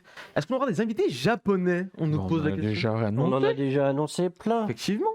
Et il y en a encore plein à annoncer. Peut-être qu'on va en annoncer encore tout à l'heure. Tout à fait. Tout à l'heure, et puis même dans les j'en suis semaines à même venir, sûr. il y a encore plein de choses. Si vous avez loupé quand même, je vous rappelle, il y a les rediffusions des émissions et des extraits sur la chaîne YouTube de Japan Expo. Les invités sont aussi notés sur le site de Japan Expo. Donc n'hésitez pas à y aller pour les voir. Est-ce qu'il y aura des personnes de l'équipe de Miraculous Ladybug on a déjà eu à plusieurs reprises Thomas Astruc au final qui est venu. Est-ce qu'il sera là cette année? Ça dépendra certainement de son planning. Son planning de l'opportunité. De l'opportunité. C'est quelqu'un qu'on aime bien, il nous aime bien, donc dès qu'on peut, on y va. Let's go. On continue avec la question suivante. Concernant le RER, il y aurait peut-être eu des soucis dans cette période de l'année. Est-ce que finalement tout est bon? On a pu vérifier, effectivement, tout est OK, il y a aucun travaux. Et puis surtout, tout ce qui est prévu prend en compte le fait que du 14 juillet au 17 juillet, il y a Japan Expo à Villepinte. Et donc, il faut arrêter tout et il faut mettre un maximum de RER. Donc, on sera au dispositif maximum comme avant. Il n'y a pas de souci là-dessus. N'hésitez pas à poser aussi des questions par rapport peut-être à ce dont on a parlé plus tôt dans l'émission. Il y en a une dans le chat de Ryune qui nous dit l'interprète des auteurs japonais, j'imagine, est choisi par vous ou par le staff japonais? 90% du temps par nous. Et parfois certains staffs japonais nous demandent de pouvoir voir le CV de la personne ou carrément de les tester aussi. de Ok. le tester, voilà, exactement. Et ça donne des trucs un peu étranges par moment, mais généralement on est du même avis. Ok. Voilà. Il n'y aura pas de Japan Expo Rocks cette année parce que Japan Expo Rocks, tout comme Tokyo Ça Candle, fait partie des choses avec ça le fait- Covid là. le Covid les a un petit peu mis à mal. Donc on attend que ça reprenne de manière un peu plus standard. Parce qu'il faut voir que Japan Expo Rocks, c'est pour les groupes de rock, des auditions au Japon, des concours dans des clubs, etc. Et que tout ça, bah, c'est un peu compliqué à organiser au Japon en ce moment. Donc il n'y a pas de Japan Expo Rocks cette année, non. J'ai vu une question de Neverroll dans le chat qui demande est-ce que le contexte sanitaire complexifie le processus pour inviter des Japonais à Japan Expo? Énormément. Bien sûr, On peut imaginer. Énormément parce qu'il y a de la crainte déjà. il y a de pour l'incertitude. pour le sanitaire, il y a de l'incertitude, est-ce que les choses vont évoluer? Quand on dit de la crainte, c'est pas forcément la crainte de la maladie, mais c'est plus la crainte de se dire qu'est-ce qui se passe si je pars Que je peux et plus puis rentrer. les frontières se bloquent à Ouais. cause du Covid et hop, je peux plus rentrer. Donc Un voilà, peu, ça ouais. crée énormément de tensions et d'inquiétudes qui complexifient le processus. Maintenant, en ce moment, on est plutôt dans une relâche. C'est juste que le Japon est très très long par rapport à tous les autres pays du monde, hein. Je pense que le Ouais. Japon, c'est le plus strict. C'est- Clairement. Bah, non, il y a Shanghai. Hein, Alors strict dans notre acceptation à nous du truc, pas au-delà, quoi. Mais on se comprend. Donc vous l'aurez compris, hein, évidemment, mais le contexte sanitaire, ça complexifie évidemment les venues des invités japonais. Yilizion qui demande dans le chat y aura-t-il une entrée dédiée pour les personnes handicapées, physiques ou psychiques, en possession de billets zen? Alors, logiquement, la file zen est déjà relativement courte. On peut difficilement faire plus court que ça. Après, si c'est un problème spécifique, on a toujours moyen de s'adapter sur place. Mais généralement, effectivement, les personnes à mobilité réduite avec un billet zen passent par la file zen qui est la file la plus courte du festival. On attend de voir exactement le passage qu'on va avoir parce qu'il y a des changements qu'on en avait parlé dans le fait qu'on va plus utiliser le hall 8, etc. exactement. Donc on est ça en train change de voir beaucoup de choses. exactement comment on va passer et où on va passer. Il y a des endroits qu'on sait pouvoir utiliser si les ascenseurs, par exemple, sont en fonction. Et on a eu ce problème-là en 2019 où effectivement il y a un ascenseur qui est tombé en panne. Donc on cherche toujours d'avoir toutes les solutions, des mais logiquement...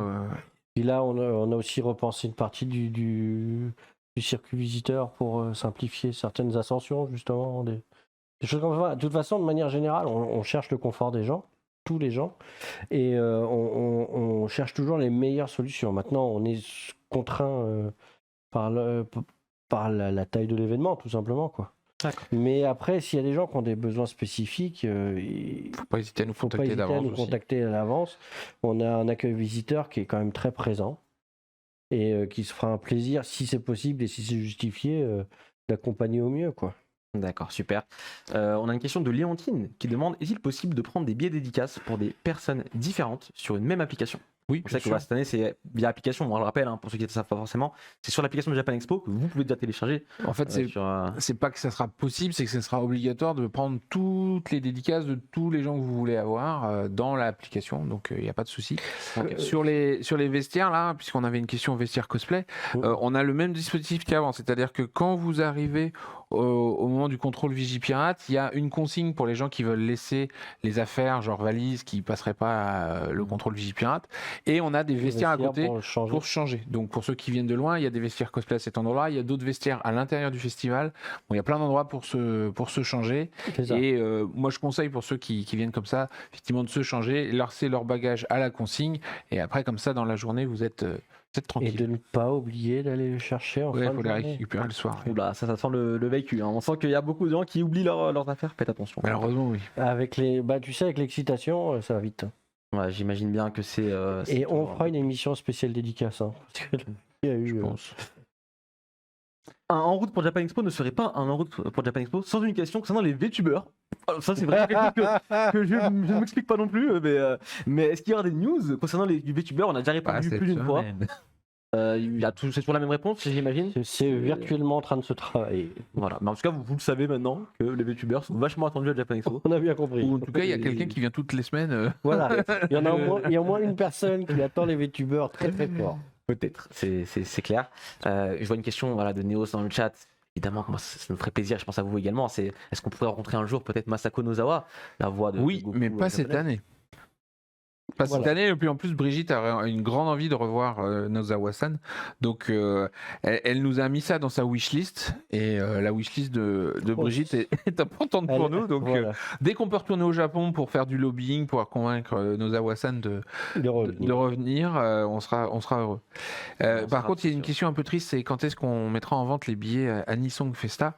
On a été contraint, au vu des difficultés pour bouger les artistes musicaux, d'annuler Anisong Festa cette année. Donc tous les gens qui avaient pris des billets pour Anisong Festa 2019 ont été remboursés, et il n'y en aura pas pour 2022. Mais par contre, c'est un projet qu'on adore, donc il faut compter sur nous pour le relancer. On a ZB Game qui demande quel est le nom des 3 mascottes humaines avec Shibidino. Ah, alors, vas-y Jean-François. Ouais, alors c'est une question piège en fait, parce que pendant des années, on s'est dit qu'il fallait qu'on leur trouve des noms. On a trouvé des noms. On a oublié les noms qu'on avait trouvés. C'est un peu perdu. Parce qu'en fait, il faut savoir que précédemment, qu'Aurore nous fasse des mascottes, on avait effectivement déjà 3 personnages comme ça. Et il s'est passé un moment un peu bizarre où les noms ont été un peu mélangés. Donc actuellement, on a des noms, mais je pense que Thomas n'a pas forcément les mêmes que moi. Et du coup, c'est un truc qu'on s'est justement dit en revenant un peu des 18 mois d'inactivité de crise sanitaire, qu'il fallait qu'on arrête et qu'on tranche une bonne fois pour toutes. Et puis, le train Japan Expo de l'organisation s'est mis en route, et tout ça est passé tellement vite qu'on n'a pas du tout eu le temps de s'occuper pourquoi de ça. pas un jour refaire comme on l'avait fait à l'époque. On avait fait un sondage à l'époque pour que les gens choisissent un nom tous ensemble. Pourquoi pas, ça peut être sympathique. N'hésitez pas à proposer des noms dans le chat. Sait-on jamais, ça pourra germer des petites idées. Est-ce qu'il y aura des casiers pour ranger nos effets personnels? C'est le vestiaire. C'est le vestiaire. Il y a des consignes effectivement qui sont en place. Alors il y en a un avant de rentrer, donc dans le hall 7. Et il y en a un au niveau de la placette du 5A, donc au niveau de la grande entrée là, qui seront actifs effectivement. Il y a Of the Hot dans le chat qui demande est-ce que le fan de J-Music que je suis doit s'inquiéter, parce que c'est vrai que vous répétez à plusieurs reprises qu'il y aurait beaucoup moins d'invités, peu d'invités. C'est pas un problème d'inquiétude, c'est un problème que le Covid a fait que le voyage entre la France et le Japon est très compliqué. Maintenant, comme on l'a déjà présenté et comme on en représentera tout à l'heure, et les fois d'après, il y a malgré tout une certaine richesse dans la programmation musicale. Ce sera bien, c'est juste ce sera pas forcément dans le même volume que ça pouvait, mais ce sera très bien. Et on en a parlé déjà, mais on a augmenté l'équipement sur la scène Tsubame, parce qu'on va avoir finalement, on était parti sur l'idée qu'on aurait très peu d'invités musicaux, donc on en devait Karasu. Finalement, on en a beaucoup plus que prévu, donc c'est pour ça qu'on a upgradé la scène Tsubame. Et là, actuellement, la scène Tsubame, on ne peut pas annoncer tous les gens, mais elle est déjà pleine, et avec beaucoup de japonais au final. Il y a des choses aussi, des artistes japonais musicaux importants qui vont carrément passer sur Ichigo, parce que on pense que c'est des artistes de renom qui méritent d'avoir une exposition optimum, quoi. Et donc du coup, en termes de musique, ça sera un peu moindre, mais pour les gens qui voyaient la musique à Japan Expo sans jamais aller dans Karasu, je pense que ça sera même mieux qu'avant en fait. D'accord, plus difficile de passer à côté, oui, c'est sûr. Il y a Léontine dans le chat qui pose une question assez précise, mais en fait, ça c'est une vraie question. Est-ce que par exemple, le téléphone de son frère est mauvais, pour prendre des dédicaces sur l'application, est-ce que c'est possible de prendre plusieurs dédicaces sur une même application? Bien sûr. En fait, c'est assez simple, c'est que dans votre application, vous allez associer les billets. Donc, si madame associe les billets de son frère dans son application sur son téléphone, elle pourra jouer pour elle, pour son frère, pour tous les gens qu'elle a dans son app. En fait. Voilà, donc vous saurez, et Léontine et les autres, du coup, qu'il faudra mettre vos billets sur une même application si vous voulez jouer sur le même téléphone. Des auteurs de webtoons sont-ils prévus? On verra bien. Peut-être. Surprise. Voilà. On nous en parle beaucoup en tout cas. Ouais. C'est vrai que il faut bien suivre En route pour Japan Expo et Amazing. Et Amazing, évidemment. Et Il y a des choses, on peut imaginer Voilà. qu'il y a des choses de prévues. Faut c'est que suivre. Pour ceux qui ont suivi le début de l'émission, tant qu'on n'a pas suivi et signé Le contrat, on peut pas le premier, le d'accord, le document d'accord mutuel, on peut pas vraiment vous en parler. Mais on se bat tous les jours, enfin, et les équipes surtout se battent vraiment pour que Pour il y obtenir a un la maximum de signature. signatures. Là, pour la prochaine émission, parce que ça sera pas pour ce soir, j'ai une jolie petite pile comme ça de contrats à signer qui sont arrivés dans la journée. Donc, a priori, on aura encore plein d'annonces pour La prochaine fois. la prochaine émission. C'est magnifique. Rendez-vous Qui aura lieu le dans 2 semaines du coup. 9 avril, 9 mai, 9 mai, 9 mai, 9 mai. On est déjà en avril. C'est ça le problème. Ouais, ça va vite. Oh, Le 9 tout mai, va bien. on aura plein de belles annonces. Mais on a déjà des belles annonces pour ce soir. Hein. N'oublions pas que ce soir, Voilà, on a n'a pas encore fait les Donc, annonces d'aujourd'hui. Hein. ne vous Pourquoi inquiétez pas, parler de il y tout aura- Mais par contre, je peux annoncer que Hiro Mashima, qui est déjà venu 2 fois à Japan Expo, ne sera pas à Japan Expo Paris cette année. En tout cas, pour le moment, parce que ça se trouve, il va nous. So far, oui. Il va nous contacter en disant quoi? Vous avez dit que je voulais pas venir, mais si. Mais non, pour l'instant, il n'est pas prévu que Mashima revienne, effectivement. Très très bien. Est-ce qu'on a d'autres questions dans le chat? Danse de performance de Love Live. Alors, on l'avait fait en 2019, fait, le ouais. Love Live. Il y aura d'autres choses en termes Il y aura de pas mal de danse et de danse. cosplay. Et on a une scène de danse qui était sponsorisée d'ailleurs par le Mika. On sait pas. Il y aura une scène de danse cette année qui Voilà. accueillera de la danse de jeux vidéo, mais aussi coréenne, japonaise, Voilà. etc. Il y aura de tout. Ça va être super sympa. Il y a Ryune qui demande dans le chat concernant Détective Conan, en fait les 27 ans de la licence, les 100 tomes qui sortent là bientôt chez Kana. Est-ce qu'il y aura un événement? S'il y en a un, je pense que ce sera chez Kana, à mon avis. Sinon, pour l'instant, peut-être pas grand-chose de prévu. Kana a déjà beaucoup de choses à célébrer sur Conan. Voilà. Je ne sais pas s'ils ont prévu. Il y a une édition spéciale pour le 100e tome Ouais. en juin là. J'ai peur du coup qu'on soit un peu trop tard en fait parce que Ah, le tome 100 il sort en juin et nous on est en juillet, donc je pense qu'ils seront déjà Le en temps train sera peut-être de, passé. de parler d'autres choses. Après, effectivement, Conan, c'est une super licence. Si jamais on peut faire quelque chose, ça sera peut-être nous au niveau des 30 ans, puisqu'on aime bien les chiffres plus ronds. Les chiffres ronds, nous, pour les anniversaires. Et je pense que Conan sera encore là pour fêter ses 30 ans. Il y a des chances. Ouais. Très très bien. Écoutez, on a beaucoup de questions, je sais très bien, et on ne peut pas y répondre à toutes malheureusement. Et on a encore beaucoup de choses dont on a besoin de parler de beaucoup de choses encore jusqu'à la fin de l'émission. Si vous avez des questions, n'hésitez pas à les garder. On les répondra avec plaisir à la prochaine émission qui aura lieu dans 2 semaines. En tout cas, c'est vraiment un plaisir, hein, toujours de prendre vos questions, d'entendre les réponses des 2 cofondateurs de Japan Expo. Et on va tout de suite casser le suspense. Non, il n'y aura rien sur les 40 ans de Macross, puisque ça fait au moins 5 ou 6 fois que je vois passer la question Ouais. et que je vois qu'ils se désespèrent qu'on ne leur réponde pas. Donc on aurait adoré. Ça aurait certainement été dans les tablettes dans une année normale. Mais là, Mais après 2 ans d'absence et toutes les difficultés pour bouger, que ce soit Mikimoto-san ou Kawamori-san, bah, on va pas pouvoir les avoir cette année. C'était dans nos plans, mais ça sera pas. on fera les 45. Ouais, on fera les 45. Allez, c'est signé. Bon, on a encore beaucoup de choses à faire, les amis. On doit vous faire gagner des cadeaux, on doit vous faire plein d'annonces. Mais avant ça, il est l'heure de la rétrospective. Du coup, c'est parti, jingle.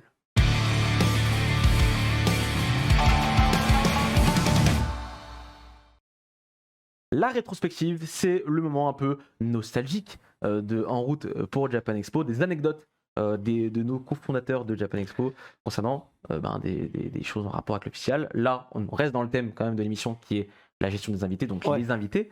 Et apparemment, il se pourrait que certains invités, de temps à autre, font certains caprices de star, on peut appeler ça comme ça, entre gros guillemets. Est-ce que vous avez des anecdotes peut-être concernant un certain Yoshiki et une certaine O? Ah, carrément, toi, tu Carrément, on y va comme ça. Je vous laisse. Oui, la première année que Yoshiki est venu, C'était un c'était peu vraiment notre premier gros invité. Hein, Ouais, parce une que grande c'est star. une grande star. C'était juste énorme. Pour le coup, lui nous fasse la demande de venir, parce qu'on avait essayé de le démarcher, mais c'était pas facile de trouver des contacts. Et là, pour le coup, c'est lui qui nous contacte via son management pour dire Ouais, très j'ai des content. choses à faire. D'ailleurs, c'était même pas nous qui l'avait contacté, c'était Jam Music Ouais, tout à fait. il était Europa, passé là, par donc Jam à l'époque. un site de news sur la musique japonaise. Et on se retrouve du coup à gérer ça et à commencer à discuter. Alors à l'époque, on n'avait pas un processus aussi carré qu'aujourd'hui. Et on négocie, comme tu le disais, Ilias, les conditions de venue. Et les managers avaient des listes infinies. C'est ça, La couleur de la voiture, la couleur On était presque à la couleur des MLMs, quoi. des M&M's. Il y avait des histoires de couleurs de rideaux. De rideaux, ouais. Et donc du coup, on s'est retrouvé à inventer plusieurs choses pour lui.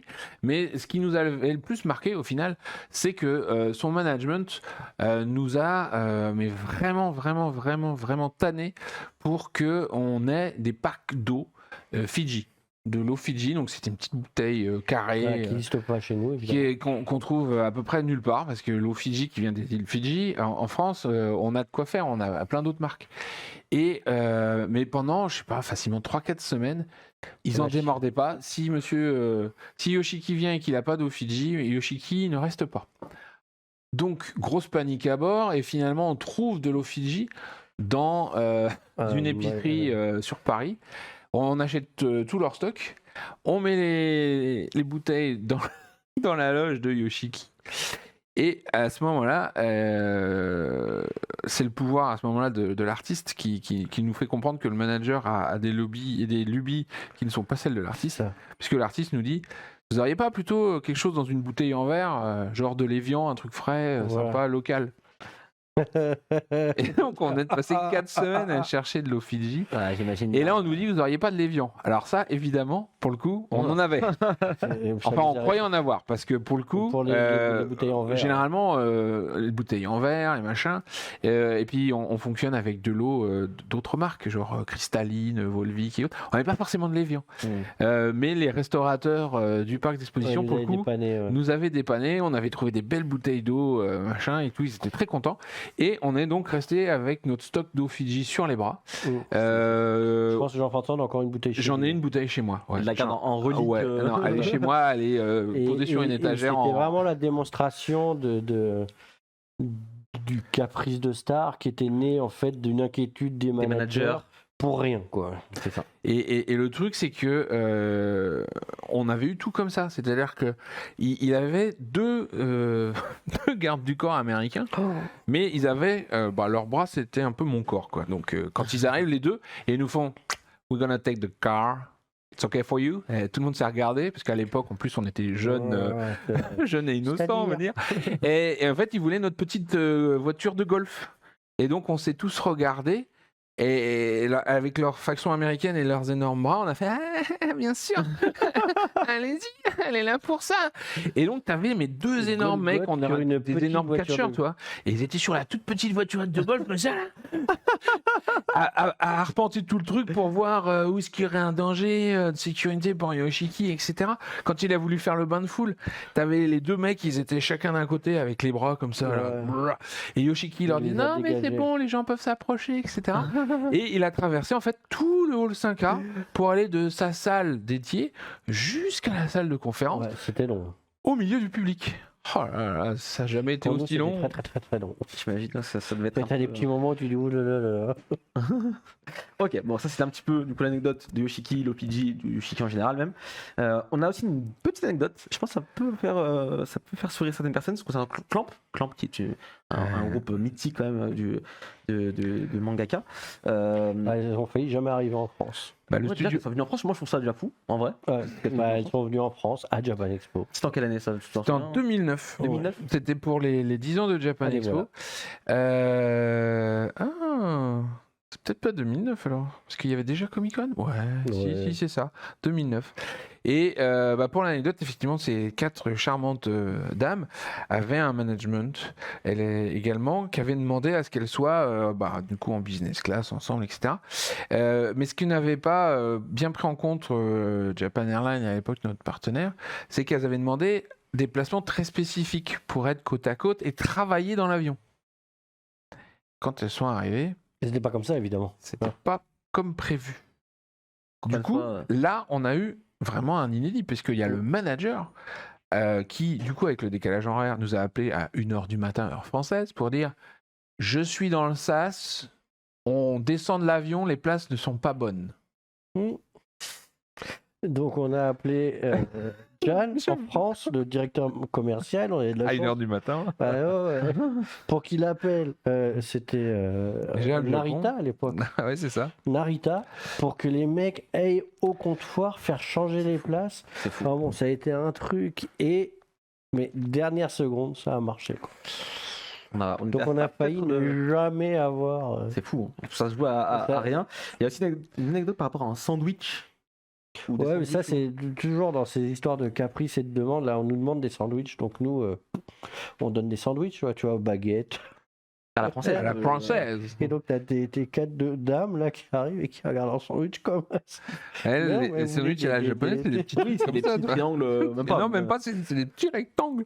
Non, rien du tout. Et donc il a fallu qu'on refasse faire tous les sandwichs, qu'on les refasse recouper et Ouais, tout. c'est- Parce qu'en plus au niveau sanitaire c'est toujours hyper compliqué quoi. Et donc on fait ça, ça prend 3 plombes de devoir à faire. Et puis en fait, en gros on amène le plateau comme il fallait. Et là maintenant on n'a plus faim, on y va. Mais non, mais mangez-les au moins.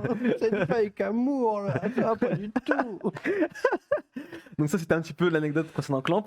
Tu voulais aussi nous raconter Ah oui, on a fait dans le cadre de Comic Con, on avait fait la Buffy Reunion pour fêter les 10 ans de l'arrêt de la série. Et on avait donc Cordelia Chase qui joue. On avait Charisma Carpenter qui joue Cordelia Chase dans Buffy et Angel. Et là, elle nous a montré le niveau au-dessus, en fait, parce que les Américains, ils savent être dans l'extrême. C'est ça. Elle a Là, on voit la été, différence, Elle nous a demandé tout un tas de trucs, on lui a trouvé, etc. Et donc, on avait vraiment cette impression qu'elle cherchait qu'est-ce qu'elle pourrait nous demander qu'on n'aurait pas. Et ben, à un moment donné, elle nous a demandé du beurre de cacahuète. Voilà. Et elle nous a dit, je peux pas monter sur scène si j'ai pas mon beurre de cacahuète parce qu'il me faut ma dose avant de monter sur scène. Et donc, là, sur Buffy Reunion, c'était un truc spécial, en plus avec une billetterie spéciale, donc il y avait des gens qui avaient payé spécialement pour venir la voir. Et elle nous dit ça, et les autres disent, si Charisma monte pas, nous on n'y va pas. je monte pas. Donc on se retrouve Et- avec nos 5 ou 6 invités Buffy qui Juste sont avant l'heure, en hein. train de faire un piquet de grève pour du beurre de cacahuète, quoi. Et ça a l'air lunaire. idiot du beurre de cacahuète. Mais quand t'es sur le festival, que t'es en Je les pleine trouve pas comme ça, organisation, ouais, j'imagine bien. Ouais. et t'es et là, puis- ben, Je sais plus en quelle année on était, genre en 2012 ou 2013. Ouais, non, c'était, Et le beurre de cacahuète, c'était pas comme ça. Il se trouve que, encore une fois, un restaurateur de Villepinte, parce que souvent on se plaint de ça, mais ils nous ont quand même sauvé 2 fois la mise. ouais. Ils nous ont trouvé de quoi faire une tartine de beurre de cacahuète avec Charisma Carpenter. Elle était très contente. Et elle est- Et le staff qui lui a amené ça était devenu son idole. Et you can ask me anything, anything. Ok. pour Va petit juste peu- sur scène, cocotte. Vraiment, ça pour un c'est- petit peu de beurre de cacahuète, quoi. c'est ce genre d'anecdote, moi je trouve ça totalement lunaire, mais ça existe. Donc voilà, il faut. Mais faut, ça fait partie d'un grand jeu, quoi. Enfin, il y a fondamentalement 99% des invités sont formidables. Il y en a qu'on apprend à connaître, type Yoshiki, là, qui a été très compliqué au début, et maintenant, bon, outre le fait qu'il vient très très régulièrement sur le festival, on n'a plus du tout ce genre de rapport avec lui. Il y a aussi une part de test. Enfin, on ne sait pas à force. Hein. C'est une sacrée histoire, Je pense qu'il y a vraiment le moment où ils cherchent limite. jusqu'où ils peuvent nous faire aller. Et sur le beurre de cacahuète, j'étais pas loin et j'avais dit ça, c'est vraiment par contre. On va pas plus loin après, on peut plus quoi, parce que Voilà. je sais pas ce qu'elle va nous sortir, mais là on peut plus. Et mais il y a la femme de Monsieur Hara aussi qui nous a demandé, elle voulait il faisait chaud, elle voulait une glace vanille avec du coulis chocolat, etc. Alors c'est pas le truc qu'on a nous dans l'organisation, donc pareil, je fonce à l'hippopotamus pour qu'il nous dépanne d'une glace, etc. Machin, on amène la glace, ah c'est super. Et Et voilà. je repasse 5 minutes après. Ah bah la glace, elle y avait pas touché, elle avait fondu parce que ah désolé, Et faut que j'aille en conférence, j'ai pas le temps. Donc, pendant Et un t'as quart gagné d'heure, le calme. Là, c'est juste, pendant un en quart fait, d'heure, 20 en vrai, minutes, tu on s'était battu pour avoir cette glace, il la fallait tout de suite, là, machin, etc. Et voilà, et la glace, elle était juste fondue, personne l'a mangée. Et sur Rumikun, là, parce qu'on a organisé des rencontres, on parlait des rencontres. Ah mais Mikun, On- c'est une crème, il y a Voilà, rien à et dire. on a organisé des rencontres, on s'est retrouvés dans une salle comme ça, où il apprenait aux gens à faire du bilboquet. Kendama. Et c'est plutôt un beau gosse et tout, et des femmes qui étaient présentes et qui étaient vraiment grandes fans de lui, quoi. Et en fait, je pense qu'elles s'en souviendront toute leur vie parce qu'ils leur a tous fait du bilboquet, mais en mode prof de tennis, là, tu sais, où tu passes derrière. Ah. et fou, il y a eu un silence dans la salle. Ah, Je pense j'imagine qu'elles ont bien. des souvenirs pour la vie. J'imagine bien C'est que ça a assez dû leur génial. faire plaisir. L'anecdote sur Mikun, si moi qui m'avait beaucoup marqué, c'est qu'on avait fait tout un jeu de vidéo avec lui pour l'annoncer, où on jouait les méchants boss de Japan Expo, où on lui faisait faire plein de trucs pour qu'il prouve qu'il avait le droit de venir, qu'il était Qui digne. méritait de venir. Donc on lui faisait faire plein d'épreuves, genre les 12 travaux d'Omikun. Et il y avait plein de gens qui avaient écrit à Omikun en lui disant « Faut pas vous laisser faire, c'est vraiment des salauds à Japan Expo, etc. » Et ils n'avaient pas compris C'était une- que c'était une blague, surtout qu'en fait, toutes ces histoires, toutes ces vidéos qu'on avait fait à Omikun, c'est que c'est quand même moi qui avais écrit les scénarios.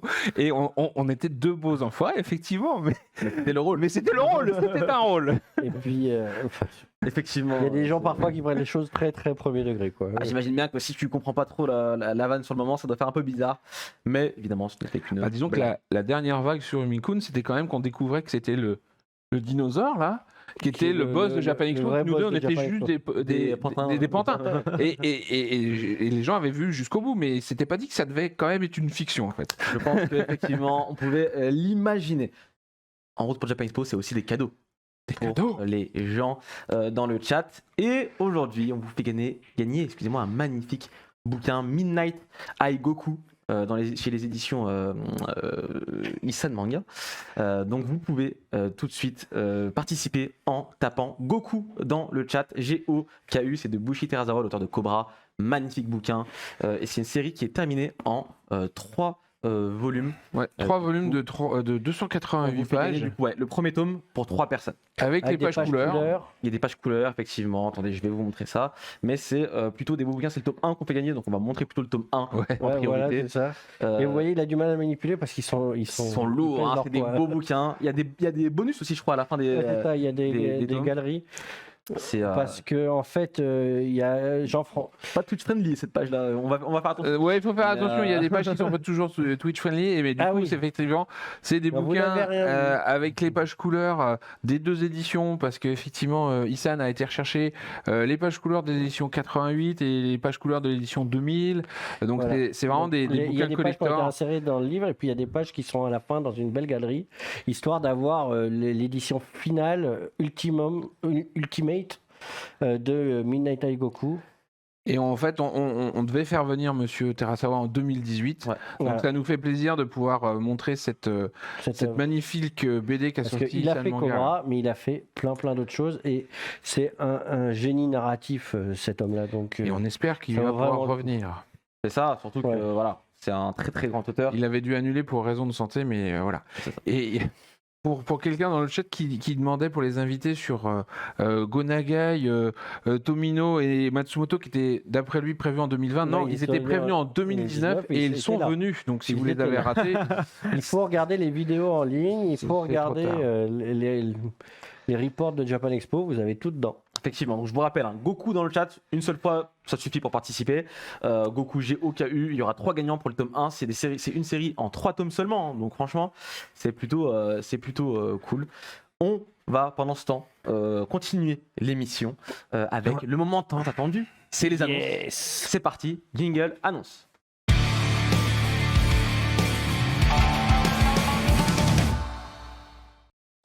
Évidemment. On est parti Regarde. pour les annonces de Japan Expo. Et je crois, messieurs, que vous avez moult invités à nous annoncer ce soir en avant-première pour vous, les amis. Voilà, comme d'hab, on a pris nos anti-sèches parce que J'imagine bien qu'avec tous les noms que j'ai vus sur la liste, à retenir, c'est un petit peu compliqué. Je vous laisse commencer. Ouais, on peut commencer par une charmante invitée qui nous fait le plaisir Bien d'être dans le chat ouais. régulièrement. Qui est dans le chat en plus. Ouais, Mido Geek. On va avoir le plaisir de la revoir parce qu'elle était avec nous à Japan Expo Sud.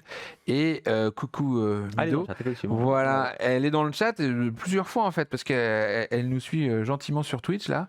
Et c'est vrai que ça va être un plaisir qu'elle soit là pour rencontrer son public, se faire connaître auprès des gens qui la connaissent pas encore. Et elle a un stand. Ouais, elle a un stand. où elle organisera des mini-tournois. Super. C'est top. Donc Mido Geek sera Et à des jeux. Japan Expo. Des jeux. Ok. On continue. On continue avec des invités ou avec une animation? Avec une animation. Une animation. Alors une animation, on a effectivement le sport national au Japon parce qu'on souvent nous demande pourquoi y a-t-il du baseball à Japan Expo? Et Eh ben, parce qu'en que fait, c'est leur sport préféré au Japon. Oui. c'est le sport numéro 1. C'est-à-dire en France, nous on est foot, eux ils sont baseball. Ça a une connotation très américaine le baseball, mais ça reste le sport numéro 1 au Japon. Donc, et ils appellent ça le Yakyu. Yakyu. Il y aura donc un joli batting center organisé par nos amis de Tomcat Baseball qui va permettre aux gens de s'essayer justement à ça sans que les gens autour risquent de se prendre un coup de balle ou de batte. Voilà. C'est Ça sympa. permet de s'entraîner, de découvrir. Ça, c'est quelque chose au Japon, on trouve tous les coins de rue. Hein, Oui, des bâtiments. c'est ça. Bah, à Paris, c'est plus rare. Donc, Ouais, un peu plus rare. ça nous fait un petit peu de Japon dans Japan Expo. C'est pas Ouais, mal. c'est une bonne idée, effectivement. Pour ceux qui ont eu l'occasion, c'est une super structure gonflable. Vous pouvez venir vous entraîner. Enfin, le baseball, moi je sais que j'en ai fait à l'école, c'est génial quoi. À l'école. À l'école, ouais, j'en À ai l'école fait. Ouais, j'avais du Les gens baseball à qui ont de l'école. la chance. Qu'est-ce que tu veux? Oui. Non, c'est le droit un de très beau faire sport, franchement. On continue? On continue avec un invité youtubeur. Voilà, qui s'appelle Mon Corvo. Alors, c'est des invités, du coup, parce que c'est C'est deux deux invités. invités, tout à fait. Tu es très Je suis précis. à la page. C'est beau, c'est beau. Le Donc, collectif Mon Corvo est un invité. Du coup, mon corbeau, c'est Kamatero youtubeur. et Kitaro, Kamatero et Kitaro. oui. voilà, qui donc vont venir parler de One Piece. J'imagine bien. Évidemment. Voilà, ils vont faire des dédicaces, faire des conférences. C'est une des plus grosses chaînes One Piece En de France, oui, c'est la plus grosse. One Piece, c'est une des plus grosses licences en France. Donc la rencontre des deux devrait faire quelque chose de fort sympathique sur le festival. J'imagine Et bien que ça j'adore leurs photos, parce que je trouve ça rien à voir avec One Piece, moi. Ça me fait délirer. va. Ok, super. On continue? Une petite animation amazing, puisque du Allez. coup, avec le retour du contenu en Japon, on est heureux d'avoir de nouveau du sabre laser. Voilà. Ah, Mais là, c'est des combats de sabre laser. Donc il va y avoir des initiations pour utiliser les sabres selon des techniques. On les voit tourner là dans tous les sens. C'est Ouais. super impressionnant à voir. donc on pourra très, très s'essayer à. Et on peut Voilà. essayer. Donc les gens de c'est ouvert à Ludosport ont fait un mélange justement entre ce qu'on voyait dans les sables laser et différents arts martiaux, et vous allez pouvoir vous initier à tout ça et voir des démonstrations pour faire un super show. tous, à découvrir absolument. Très bien. Je n'en doute pas. On continue avec une amie de Mido Geek Voilà. qui était donc présente elle aussi à Japan Expo Sud, c'est Tali Pixie. Voilà, qui représentera, qui représente Amazing, puisqu'elle parle de jeux vidéo, notamment de jeux vidéo indépendants, mais pas que, puisqu'elle parle aussi des jeux AAA. Donc elle va vraiment balayer tout le jeu vidéo, et on pourrait la rencontrer sur son stand, et elle préparera des jeux avec de nombreux lots à gagner. Super. Très bien. Voilà. Et puis alors quelqu'un qui était sur la chaîne Twitch de Team Manga il y a pas longtemps. Il était, Toi- non, il était passé hier. Ah hier. Pas, Ok, bah Comme un ami, on l'embrasse. Ah, d'accord. qu'on a découvert nous récemment et qui fait des trucs extraordinaires puisqu'on va avoir le plaisir d'avoir Trunkizo. Voilà. Je sais pas si on dit Zo ou Zou. Tranquillo, comme tu veux. qui partage sa passion pour le Japon, sa culture, apprend même le japonais, enseigne même le japonais. Ouais, il est prof de japonais. Voilà. Et il va faire des démonstrations un mélange de breakdance et D'acrobatie d'acrobatie, ouais, c'est le mot que inspiré je cherchais, inspiré des mangas et des animés. C'est ça. Voilà, ça a donné nous dans notre briefing quelque chose de très marrant parce que donc c'était quelqu'un qui mélange un peu tout qui enseigne le japonais, qui parle de la culture japonaise et qui fait du breakdance. Qui Donc, fait le lien avec les très mangas, résumé. les animés aussi. Donc Voilà, donc ça- c'est un ça super. fait sens. Mais du coup, qui va être là pour des démonstrations, qui va être là pour des initiations, puisqu'il Voilà. expliquera comment faire, et qui va même être là pour des quiz. Voilà. Hmm. Et du coup, il sera sur scène et on parlait tout à l'heure de danse, ça fait partie des choses Super. qui vont être sympas à suivre. Toujours sur Amazing et toujours des sabres laser, on a le plaisir L'Alliance. d'accueillir L'Alliance impériale. l'Alliance impériale qui sera là. Donc c'est un collectif de passionnés qui vont venir cosplayer en personnages de l'univers Star Wars, évidemment, bien, comme ouais. vous l'aurez Quelle compris. surprise, n'est-ce pas? Qui ont aussi des photocalls sur leur stand, etc. Donc vous allez pouvoir aussi apprendre leur technique de création de costumes, Ils vont tout expliquer, tout ils vont faire expliquer. une expo, ils vont présenter des costumes, des casques des casques, voilà. de personnages. Et a priori, ils seront très très disponibles pour prendre des photos, comme on l'a vu. Et juste ils vont avant. même proposer de réaliser des impressions 3D de certaines pièces de cosplay, en fait. Ouais, ou d'être initié à Ouais, ouais. l'aérographe. Donc Ça. c'est très très très pointu. Donc c'est un mélange entre Star Wars et le cosplay, et je pense que ça va être vraiment très sympa. Ah, dis donc, mais si on a beaucoup d'annonces et c'est pas fini. Donc, non, restez parce qu'on a encore fait là. que 2 pages sur 5, 6. Oh là là. C'est- Bon, voilà, alors faut qu'on se c'est la dépêche. C'est Voilà. la folie. Là, il est en train de nous demander de nous dépêcher. Non, non, c'est pas ça. c'est pas ça. Alors, on va avoir le plaisir d'accueillir Hémisphère, un binôme créatif qui fait en fait des Des coques de custom. PC custom. Donc Voilà. là, on en voit en verre, par exemple, notamment, parce qu'elles Voilà, font a beaucoup de priori, choses là, sur le verre. ils sont hyper spécialisés dans le verre et ils vont montrer. Ils sont pas là pour vendre leur machine, ils sont là pour montrer comment ils font et partager voit. leur passion Ah, c'est avec beau. les On voit un truc Hearthstone là par exemple, donc Hearthstone, ouais. C'est pas très, très sympa. Donc ils vont montrer comment ils travaillent, ils vont Il y a des influenceurs exposer. qui vont passer sur le stand, ils vont jouer avec le public, avec eux, échanger. Le but, c'est de créer un grand temps comme ça d'animation. Et vous aurez aussi la possibilité de rencontrer des membres de l'association Women in Games pour parler du jeu vidéo au féminin. Ok. Voilà, qui seront C'est important. effectivement invités par nos amis d'Hémisphère. Voilà. Autre animation, alors qui On revient au Japon. revient au Japon parce que c'est quelque chose d'assez populaire. Il y a même eu un manga et une série télé sur ce jeu-là. C'est le Karuta. Donc pour ceux qui connaissent Shiaya Furu. Oui. Voilà, c'est ce jeu de Évidemment. cartes traditionnel. Et là, on a donc une équipe de France en fait qui s'est créé, un club en France qui s'est créé. Et ils ont même été jusqu'à faire des championnats du monde en fait. Et ils vont être là pour faire des démonstrations, faire des initiations. Ils font énormément de choses. Et en 2018, ils ont fini, qu'est-ce que je vois là? Champion du monde. Champion Par du équipe. monde par équipe, Et bah dis donc. cumulant moins de 4 dan en 2018. Voilà, à la ville d'Otsu au Japon. Donc c'est vraiment des gens qui savent de quoi ils parlent. C'est des passionnés du Karuta et qui vont venir justement vous montrer. Ils vont le présenter, ils cool. vont faire des initiations, ils vont faire des démonstrations. C'est très très drôle à voir aussi. C'est-à-dire il faut participer bien sûr, mais juste ne serait-ce que les regarder jouer, c'est déjà assez impressionnant, je pense, Ouais, c'est très très sympa. On enchaîne. On enchaîne avec encore des choses japonaises qui viennent pour la première fois. Ce sont des sumo, puisqu'on va avoir l'association de Paris Sumo qui va venir présenter cet art martial japonais. Alors du coup, on n'aura pas de sumo japonais parce que c'est quand même très compliqué de les déplacer, mais ça fait des années qu'on veut avoir du sumo, Voilà. donc on est très content de pouvoir mettre un petit coup de projecteur sur cette association Voilà. parisienne. Qui est reconnue par la Fédération internationale du sumo. C'est-à-dire ce sont des C'est vrais des vrais sumo sumo, de plein droit, mais en France. Très bien. Et du coup, on pourra s'initier au sumo. Et pour Super. moi, je me sortirai dans mon élément. Voilà, on continue dans les animations japonaises avec Toshiatsu, qui est donc un stand bien-être, puisque le shiatsu, c'est un art de massage japonais, mais on va avoir plein de techniques de relaxation, de bien-être japonaise sur Alors, ce du stand. shiatsu, du doin, du makoho, du Tandenko. Kokuho, reiki, du Ouais. sotaiho. Enfin, ils vont assez loin, quoi. Des massages lymphatiques. Alors ça, j'ai aucune idée de ce que c'est, parce que pour moi, la lymphe, c'est un liquide. Mais ça va être super sympa, puis surtout, quand on a Japan Expo, parce qu'on a vu tout à l'heure les gens qui disaient attention, tu verras, c'est bruyant et tout. On a le petit quart d'heure bien-être.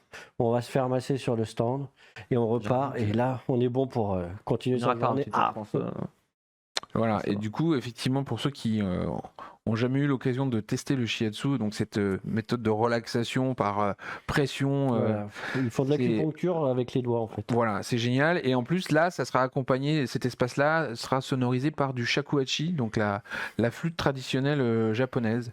Donc un bon moment de détente après un parcours L'intensité du festival. voilà, parfois douloureux pour le corps. Et si tu y vas, tu repars. Tu te- Ah, j'imagine que j'irai pas un tour quand même. On sait jamais. On continue. On continue, on a un groupe de Pour les musique. passionnés de musique. Voilà, on en parlait. Donc, c'est un ensemble vocal basé à Tokyo, composé de 4 membres. On a ici Yuki, Jin, Sam qui forment les Unione. Unione. Donc voilà, Unione sera parmi nous pendant les 4 jours du festival, si je ne me trompe pas. Ils font de la soul, du R&B japonais, du rap avec de très belles harmonies. Ça va faire de beaux concerts. Ils ont notamment fait l'ending de Code Geass, Oh. C'est des reprises. le Lush of the Rebellion. Ils font des reprises. Là, ils font des reprises. Ouais. Mais voilà, donc du coup, c'est un style très soul, R&B japonais, un peu de rap avec de belles harmonies. Et ils seront présents sur Tsumame, ils seront présents sur pas mal de scènes, parce que pour l'instant, on n'a pas défini ils vont, tout leur planning. Ils seront en des dédicaces, en photo, etc. Donc, franchement, c'est très sympa, on est très content de les avoir. On continue sur Avec encore de la musique. encore de la musique, puisque on va accueillir Serikana, qui donc vient pour la première fois à Japan Expo, bon, comme Yunone en fait, au final, C'est ça. et qui est elle, chanteuse, compositrice, guitariste, et qui du coup est dans les univers plutôt J-pop, folk au final. Et elle a une passion. Elle adore le Karuta et donc elle va participer aux animations de Karuta France. Mais on la retrouvera en showcase pour toutes les pour sa prestations musique, musicales sur la scène Sakura, les 4 jours du festival au final. Voilà. Très bonne nouvelle. On parlait d'animation, d'invité voilà. japonais, et ben on est content, on a un animateur japonais qui sera parmi nous, monsieur Yukio Takatsu, qui est donc notamment directeur d'animation. Il a fait beaucoup de génériques, c'est notamment à lui qu'on doit, parce qu'il a vraiment dessiné tout seul, le 17e générique de Naruto Shippuden. Qu'il avait dessiné pour le compte du studio Perrault. Comme ça, pour les gens de notre génération, il a fait des choses genre Gatekeeper, il a fait Prince de tennis, Orphan, Prince of Tennis, effectivement, Kaleido Star, qui était. C'est marrant parce que c'était les séries vedettes de Japan Expo en 2002-2003. C'était vraiment. Voilà, donc lui, il a commencé en tant que directeur de l'animation dès 1999. Il sera là 3 ou 4 jours, je sais plus, et on va pouvoir le rencontrer en dédicace, en conférence. Et il va faire une conférence. Voilà, une très bonne nouvelle. Il va expliquer tout son travail, son parcours, parce que c'est hyper riche, quoi.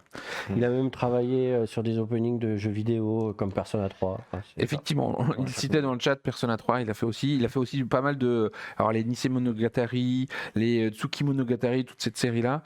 Il a beaucoup participé là-dessus. Bah, ça va être un plaisir de le rencontrer à Japan Expo. C'est super. Oui. Et last but not least, on retourne un peu du côté Amazing. Voilà. Ça faisait longtemps qu'on les avait pas vus. On est très très contents parce qu'ils vont venir nous présenter leur nouveau projet. Voilà. C'est un film. Donc, après plusieurs séries qui ont commencé sur le web puis qui sont passées sur France 4. C'est un historique de Japan Expo Amazing.